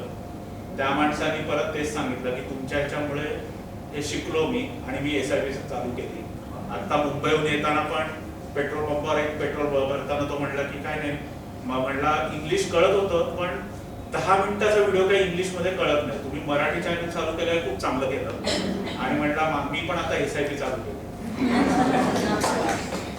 आणि कलाकार लोकांना असे अनुभव येतात की येऊन लोक भेटतात, सेल्फी काढतात, पण बुद्धीच्या जोरावर. पण मी म्हणत कलाकारांचं फॅन फॉलोइंग आणि माझ्या फॅन फॉलोइंग मध्ये खूप फरक आहे. म्हणजे बरेच कलाकार मित्रमंडळी पण माझ्या ओळखीचे आहेत आता. अनेक वेळेला काही हिरोईन असेल किंवा गायिका असेल, ऐक ना एक फोटो पाहिजे किंवा तुझ्याबरोबर, असं करून डायरेक्ट येतात आणि ते don't honour the private space. म्हणजे सपोज मी आणि माझी एखादी कलाकार मैत्रीण सपोज जर कुठे ब्रेकफास्टला गेलो ते डायरेक्ट येणार, ताई एक सेल्फी पाहिजे असं करून सेल्फी घेऊन निघून पडणार. पण मी जेव्हा असते आणि माझा एखादा फॅन असेल, कधीही मी जेवत असताना किंवा मी खात असताना कोणीही येत नाही डिस्टर्ब करायला. माझं जेवण झालं आणि मी उठले की मग विचारतात is this a good time to come, आणि मग येतात, फोटो काढतात आणि जातात. इनफॅक्ट मला आठवते आम्ही दोघं मॅकडॉनल्ड्स मध्ये गेलो होतो एकदा, आणि काही नाही एक माणूस आला, टिश्यू पेपरवर त्यांनी काहीतरी लिहिलं होतं आणि त्यांनी फक्त टिश्यू पेपर ठेवला तिकडे आणि म्हटला की मला तुम्हाला डिस्टर्ब नाही करायचंय, घरी गेल्यावर प्लीज वाचा, नमस्कार, असं म्हणून निघून गेला. आणि जेव्हा मी घरी जाऊन बघितलं तेव्हा तो स्वतः प्रॅक्टिसिंग लॉयर होता. ते त्यांनी लिहिलं होतं त्याच्यात, आणि तो म्हटला की तुम्ही काय लेवलचं एक चेंज आणताय त्याची तुम्हाला काही कल्पना आहे, but just wanted to say a thank you म्हणून मी फक्त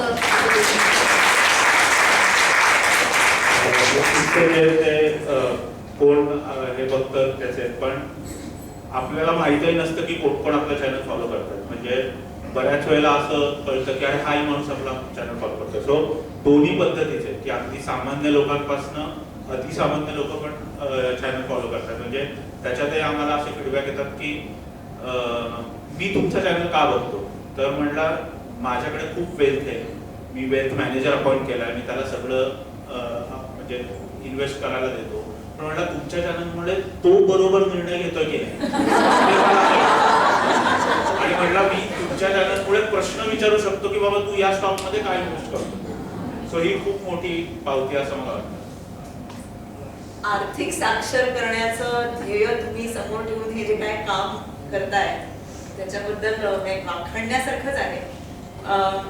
आणखीन आता एक शेवटचा प्रश्न की इन्व्हेस्टमेंट करताना आणि आर्थिक साक्षर होताना खूप वेळेला पैसे बाजूला टाकताना खर्च कसा करायचा, खर्च किती करायचा, पैसे बाजूला किती टाकायचे, असे प्रश्न असतात, कन्फ्युजन असतं. आणि मग आपण कंजूस आहोत का आपण हे काटकसर करतोय हे कळण्यास होतं. काटकसर म्हणजे काय, कंजूसपणा म्हणजे काय, आणि किती खर्च करावेत, किती बाजूला टाकावेत, किती इन्व्हेस्ट करावेत, याचा काही फॉर्म्युला असेल तर? फॉर्म्युला नक्की आहे, त्याला एक 50-30-20 रूल म्हणतात, तो मी सांगेन. पण आय थिंक महिला ज्या असतात त्यांच्यामध्ये अननेसेसरीली तो कॉन्फिडन्स कमी असतो की पैसे मॅनेज करता येतील का मला, इन्व्हेस्ट करता येतील का मला. म्हणजे इनफॅक्ट माझ्या आजोबा हा किस्सा सांगायचे की जर मी घरातले पैसे मॅनेज केले असते तर 1 तारीख ते 5 तारीख दोन्ही वेळेला सगळं गोड दोड सगळं जेवण वगैरे एकदम खटाखट मिळालं असतं. 6 तारीख नंतर आता उद्या जेवायला पैसे आहेत कधी हा प्रश्न पडला असता. पण कारण आजी मॅनेज करते हे सगळे पैसे, सो 1 ते 30 तारीख फक्त भाकरी आणि चटणी मिळेल आणि 31 तारखेला गोड मिळेल.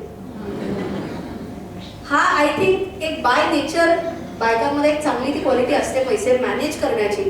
इन्व्हेस्टमेंट म्हणला तर फक्त गोल्ड एवढी एकच इन्व्हेस्टमेंट ऑपॉर्च्युनिटी प्रामुख्याने माहिती असते. ती आता कुठेतरी हळूहळू करत तुम्ही जी आर्थिक साक्षरता म्हणताय ती वाढवणं गरजेचं आहे आणि तो कॉन्फिडन्स आणणं गरजेचं आहे. त्याच्यासाठी खर्च किती करावा, इन्व्हेस्ट किती करावे, त्याच्यासाठी जो नियम तुम्ही जो विचारला त्याच्यात एक 50-30-20 हा नियम असतो.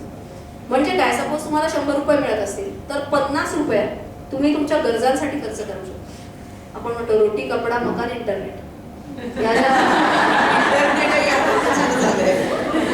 गरजा आहेत तर या गरजांसाठी तुम्ही तुमच्या 100 पैसे 50 रुपये खर्च करू शकता. 30 रुपये तुम्ही तुमच्या इच्छांसाठी खर्च करा. म्हणजे हा तो कंजूस आहोत का हा प्रश्न तुमचा उरत नाही. म्हणजे आजकाल जेन झी टर्मिनॉलॉजी तुम्ही मगाशी म्हणत होता, तर आजकाल जेन अल्फा आहे, जेन झीच्या पुढचा जेन अल्फा. सो त्यांच्यामध्ये ही कॉन्सेप्ट आहे योनो नावाची concept. You only live once. You only live once तर कुठे काय कोणी बघितलंय 50शीत काय होणार आहे, 60शीत काय होणार आहे, त्याच्यापेक्षा आत्ता जे काय मिळतं त्याच्यात खर्च करून घ्या. इनफॅक्ट एक मुलाखत मी एका अभिनेत्रीची अशी बघितली होती की I will prefer to die poor rather than to live poor. तर माझ्या मते डाय पुअर का बरं, मग मी तर म्हणते डाय पुअर पण नका करू आणि लिव्ह पुअर पण नका करू, सुवर्ण मध्ये गाठता आला पाहिजे आपल्याला. सो तो जो 30चे जे मी म्हणत होते पुढचा जो 30चा जो भाग आहे तो तुमच्या वॉन्ट्ससाठी इच्छांसाठी आहे. आता फॉर एक्झाम्पल मला स्मार्ट वॉच हवा आहे, ही तुमची इच्छा आहे. कशाला मारताय तुम्ही, थोडी ना वयाच्या 80 वर्षी स्मार्ट वॉच घेणार आहे, आत्ताच घेतलं पाहिजे. पण लेटेस्ट सगळ्यांना असं इथे बसलेल्यांना माहितीये की दिवाळीच्या आसपास Amazon वरती फ्लिपकार्ट वरती सगळ्या ठिकाणी सेल लागतो. मग आजपासूनच एक लेटेस्ट 500 रुपये 1000 रुपये जेवढे तेवढे लागणार आहेत, 10 महिने उरलेत सर, भागिले 10 तेवढे एक्स्ट्रा बाजूला काढत राहा. एक्स्ट्रा बाजूला काढले तुमच्याकडे तो फंडही तयार होईल आणि दिवाळीला जेव्हा सेल लागेल तेव्हा ते स्मार्ट वॉच घ्या. सो ती जी एक अचीवमेंट असेल की हे मी डिसिप्लिन पद्धतीने सेव्हिंग करून हे स्मार्ट वॉच घेतलं, तो एक आनंद सुद्धा वेगळा असतो. मग काही लोक म्हणतात पण ते आमच्या बजेटमध्येच नाही आता, मग काय करायचं, बजेटमध्ये नसेल तर आता घेतलंच नाही पाहिजे, सिंपल आहे. मग घ्यायचंय का, हे माझ्या मित्राने घेतलं ना. ती कंपॅरिझन जी असते ना ती तुमचं फायनान्शियल प्लॅनिंग सगळं बरोबर. म्हणजे अनेक वेळेला जेव्हा आमच्या बाबतीतही असं झालं की आमचे मित्र-मैत्रिणी सुद्धा जेव्हा सीए होते लगेच लग्न झाल्या मोठं घर घेऊन टाकलं आणि EMI सुरू झाली. पण आम्ही दोघांनी तसं नाही केलं. म्हणजे इट्स ओके, मित्र-मैत्रिणी घेतात म्हणून आपण घेतलं पाहिजे हा नियम नाही. आम्हाला जेव्हा वाटेल आम्हाला परवडेल तेव्हा घर घेतलं पाहिजे. सो त्याच्यासाठी मी कायम सांगते it's better to be rich rather than to look rich.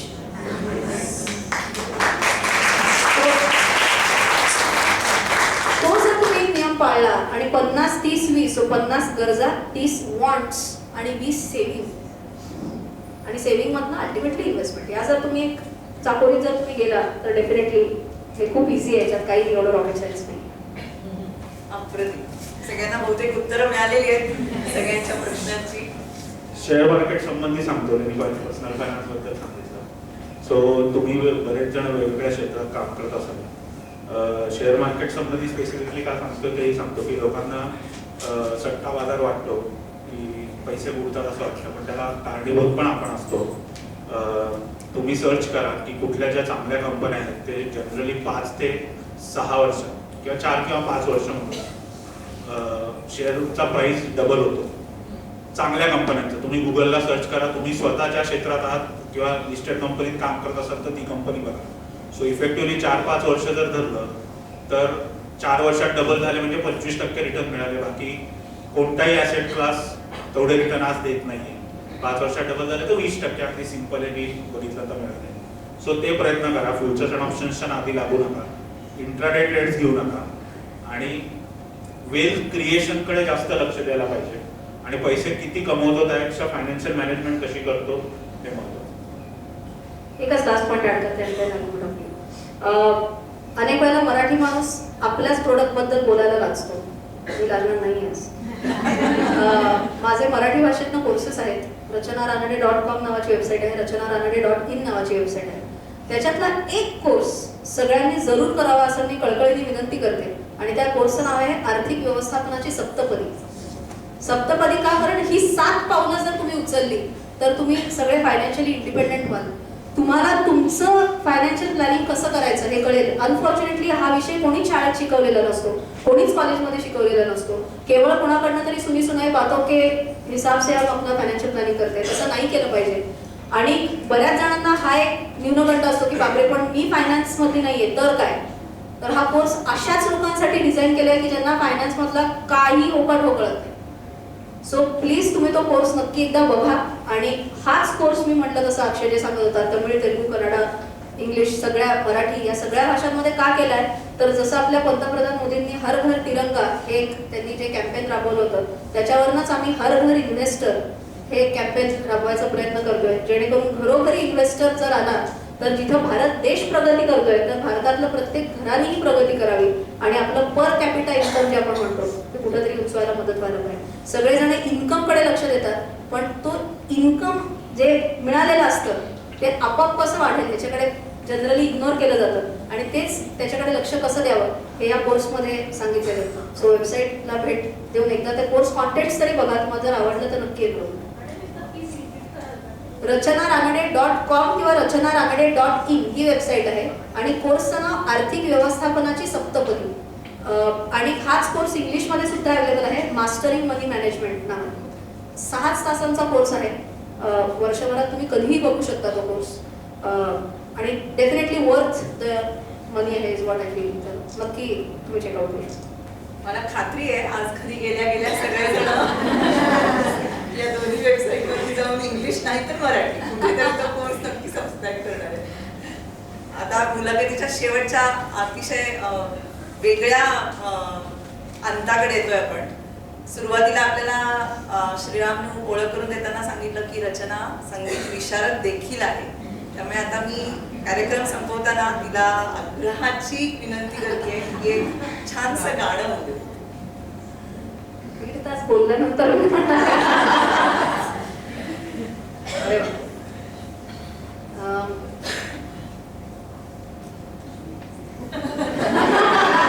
हाच एक सगळ्यात मोठा प्रश्न असतो. आता कुठलं गाणं गाऊ?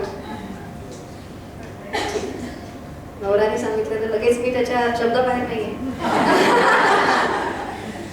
ये हौसला कैसे झुके खूप छान गाणं आहे. Door picture.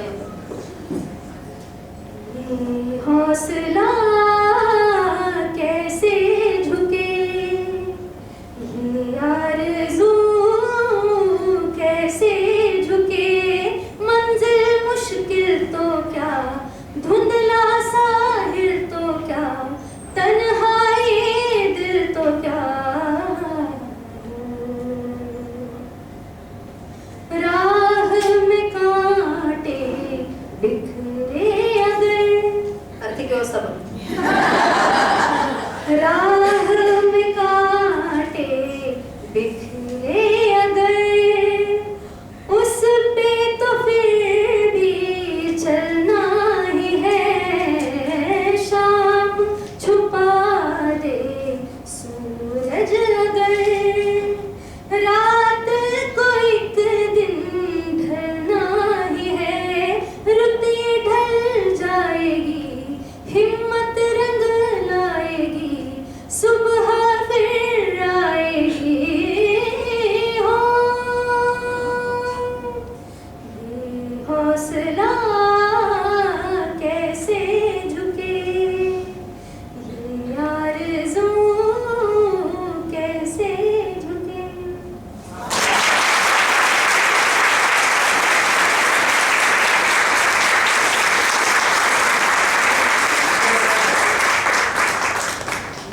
मी श्रीरामला विनंती करते की आपण आधी अक्षयला छोटासा आपल्या सगळ्यांकडनं मित्राकडनं एक छोटीशी भेट देऊयात.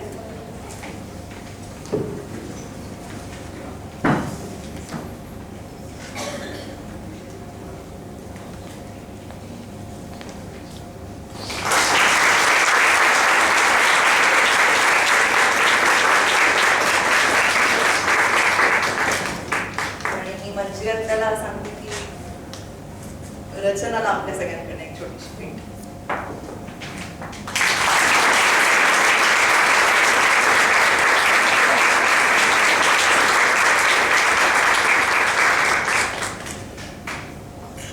आपण धान्य कलेक्शन आपण मागे केलेलं आहे, पण आज अनफॉर्च्युनेटली वैद्य काका काकू स्नेहा सावलीचे ते दोघंही वेळेत आले इकडे. वा वा वा. मी वैद्य काका काकूंना दोघांनाही पुढे येण्याची विनंती करते. हायगुडे काका काकू येऊ शकले नाही, त्यांच्या घरात जरा त्यांची भाऊजय आज सकाळी वारली, त्याच्यामुळे त्यांना घरातून आता निघता येणार नाहीये. पण त्यांच्यासाठीचं तुम्ही जे धान्य आणलंय ते ठेवलंय ते दिवसाभरात येऊन घेऊन जाणार आहेत. पण वैद्य काका आणि काकू आले. स्नेह सावली म्हणून जो अनाथ वृद्धाश्रम आहे देहू मध्ये, वैद्य काका अनाथ वृद्धाश्रम चालवतात आणि आपल्याकडनं दरवर्षी तुम्हाला माहिती आहे आपण वर्धापन दिनाला जे धान्य गोळा करतो त्यातलं निम्म धान्य आपण त्यांना देतो. मी रचना आणि अक्षयला विनंती करते की हे एवढंच नाही मागे भरपूर मी एवढ्यावरही खुश होतो.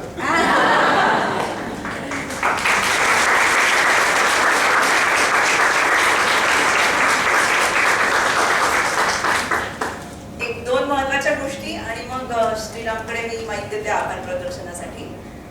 सगळ्यात एक छान गोष्ट तुमच्या सगळ्यांबरोबर सांगायची म्हणजे आपण 8 वर्ष पूर्ण केली मैत्रला आणि इतकी वर्ष पूर्ण करताना हे मी परत नेहमी जे सांगते ते मैत्र फक्त माझ्या एकटीमुळे नाही, आपल्या सगळ्यांमुळे आणि आपल्या सगळ्यांमुळेच ते वाढतंय. पण नवीन वर्ष सुरू करताना काहीतरी नवीन उपक्रम करावा या विचाराने आपण मैत्रकडनं थॅलेसेमिया अवेअरनेस प्रोग्राम सुरू करतोय. गेल्या वर्षभरात मैत्रच्या वेगवेगळ्या गटांची आपण भेट दिली आपण ह्याला जनकल्याण रक्तपेढीला, आणि ती भेट देताना असं लक्षात आलं होतं सगळ्यांनाच की इथे खूप गरज आहे. जनकल्याण रक्तपेढी खूप मोठं काम करतीच आहे, पण जितके हात लागतील तेवढे कमीच आहे.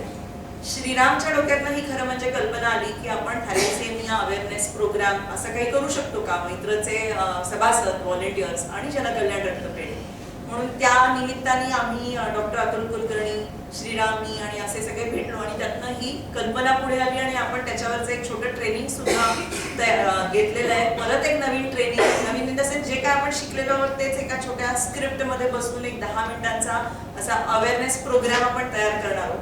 तर तुम्हाला सगळ्यांना अशी विनंती आहे, तुमच्या ओळखीत सोसायटीमध्ये, शाळामध्ये, कॉलेजेसमध्ये, वेगवेगळ्या ग्रुप्समध्ये, रोटरी क्लब्समध्ये, लायन्समध्ये, जिथे जिथे शक्य आहे, जिथे जिथे 15-20 लोक एकत्र जमतात अशा ठिकाणी जर का आपल्याला जाता आलं आणि या थॅलेसेमियाबद्दल अवेअरनेस तयार करता आला तर मैत्रकडनं हे काम आपण नव्याने हाती घेतोय सामाजिक उपक्रम म्हणून. जसं की आपण सायकल डोनेशन ड्राईव्ह करतो, धान्य दान करतो, तसाच आणखीन एक हा सतत चालू राहणारा कार्यक्रम आता आपण मैत्रकडनं सुरू करतोय. तर तुमच्याकडनं ही मदत करता आली की तुमच्या ओळखीत जिथे जिथे 15-20 माणसं जमतात अशा ठिकाणी जाऊन आपल्याला 10 मिनिटं जरी मिळाली तरी सुद्धा खूप उपयोग होणार आहे. आपण हा अवेअरनेस प्रोग्राम चांगल्या पद्धतीने राबवू शकणार आहोत. त्याच्याच बरोबरीने त्या व्हॉलेंटियर्सपैकी ज्यांनी व्हॉलेंटियर म्हणून नाव दिलं त्यातल्या एकीचं असं सजेशन होतं की आपण फंड रेझिंग करू शकतो का. तर जनकल्याण रक्तपेढी समोर हा विचार मांडल्यानंतर त्यांनीही ही संकल्पना उचलून धरली आणि एक मैत्र आणि जनकल्याण रक्तपेढी यांच्या संयुक्त विद्यमानं एक फंड रेझिंग चं वेगळं अकाउंट आता आपण सुरू करतोय. त्याचा QR कोड पण तयार होईल. सो जेव्हा ज्यांना कोणाला अशा पद्धतीने तिथे डोनेट करायचं असेल तर ते मैत्राला पैसे येणार नाहीये, ते डायरेक्टली जनकल्याण रक्तपेढीकडे जाणार आहेत, पण मैत्राचा त्याच्यात सहभाग असणार आहे. त्या सगळ्याबद्दलची माहिती मी ग्रुपवरती, सगळ्या ग्रुप्सवरती एकदा सगळं फायनल झालं की टाकीनच. पण हे डोक्यात ठेवा, तुमच्या सगळ्यांकडे तुम्ही जेव्हा मला सांगता की आम्हाला काही करता येण्यासारखं असेल तर सांग, तर हे नक्की करता येण्यासारखं आहे. ओळखी जिथे जिथे 15-20 माणसं जमणार आहेत तिथली 10 मिनिटं आपल्याला मिळू शकली तर नक्की सांगा. आपण तिथे येऊन थॅलेसेमियाबद्दलचा हा अवेअरनेस प्रोग्राम करणार आहोत. आणि आता मी श्रीरामला प्रदर्शनाचं परत काम सांगते. पीच किती खराब असलं तरी ते चांगलं करणं आणि त्याच्यावरती खेळणं हे खूप महत्वाचं असतं. आणि ते काम मला वाटतं या लोकांनी केलेलं आहे पहिल्यापासून. हे आता 3 तासात आपल्याला कळलं असेल की परिस्थिती तशी नसतानाही उत्तम पिच बनवणं आणि त्याच्यावरती त्यांनी खेळायला लागले आणि नुसते खेळायला नाही लागले तर अनेक षटकार चौकार मारत कमी ओव्हर्समध्ये त्यांनी सेंचुरीज केलेल्या आहेत. आणि नुसतंच बिझनेस माइंड न ठेवता एक सोशल माइंड ठेवत आर्थिक साक्षरतेचं लोकांमध्ये अवेअरनेस क्रिएट करण्याचं काम हे दोघं करतात. हे दोघं इथे आवर्जून वेळोवेळी काढून आले त्याबद्दल आपण मैत्रतर्फे त्यांचे आभार मानूया, टाळ्या वाजवूया.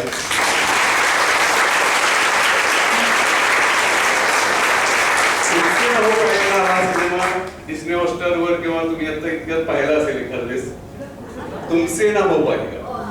तर ते सिनेमा आहे पण हे प्रत्यक्ष उदाहरण आहे असं मला वाटतं. तर खूप खूप धन्यवाद तुम्ही दोघं इथे आलात. 1-2 अनाउन्समेंट आहेत. आपले एक मैत्रचे स्पीकर आहेत प्रसाद बडसाव, एक पुरुष मैत्र ते आले होते. आज त्यांचा संध्याकाळी दासनवमी उत्सव चालू आहे आनंदाश्रम नोमावी शाळेशेजारी बाजार रोड येथे. तर आज संध्याकाळी त्यांचं ग्रंथ माझे गुरु या विषयावरती एक व्याख्यान आहे. संध्याकाळी 5:30 ते 6:30 या वेळेत तुम्हाला जमलं तर नक्की जा. आणि पुढची अनाउन्समेंट ही तेवढीच महत्वाची आहे. मेधा उत्तम व्याख्याती आहे, मुलाखतकार आहे हे आपण जाणतोच. आता ती नवविधा भक्ती या विषयावरती 29 तारखेला आनंदाश्रमातच संध्याकाळी 6 वाजता व्याख्यान देणार आहे. ते तुम्हाला अटेंड करता आलं तर नक्की अटेंड करा. होत आहे पण इथला संपला आहे. मागचा कार्यक्रमासाठी सर्वांनी जॉईन करू. धन्यवाद. मेधा 29 तारखेला 29 फेब्रुवारीला संध्याकाळी 6 ते 7:30 या वेळेत नवविधा भक्ती दासबोधामधली जी भक्ती आहे त्यातली श्रवण त्यातली नवविधा भक्ती आणि नवविधा भक्ती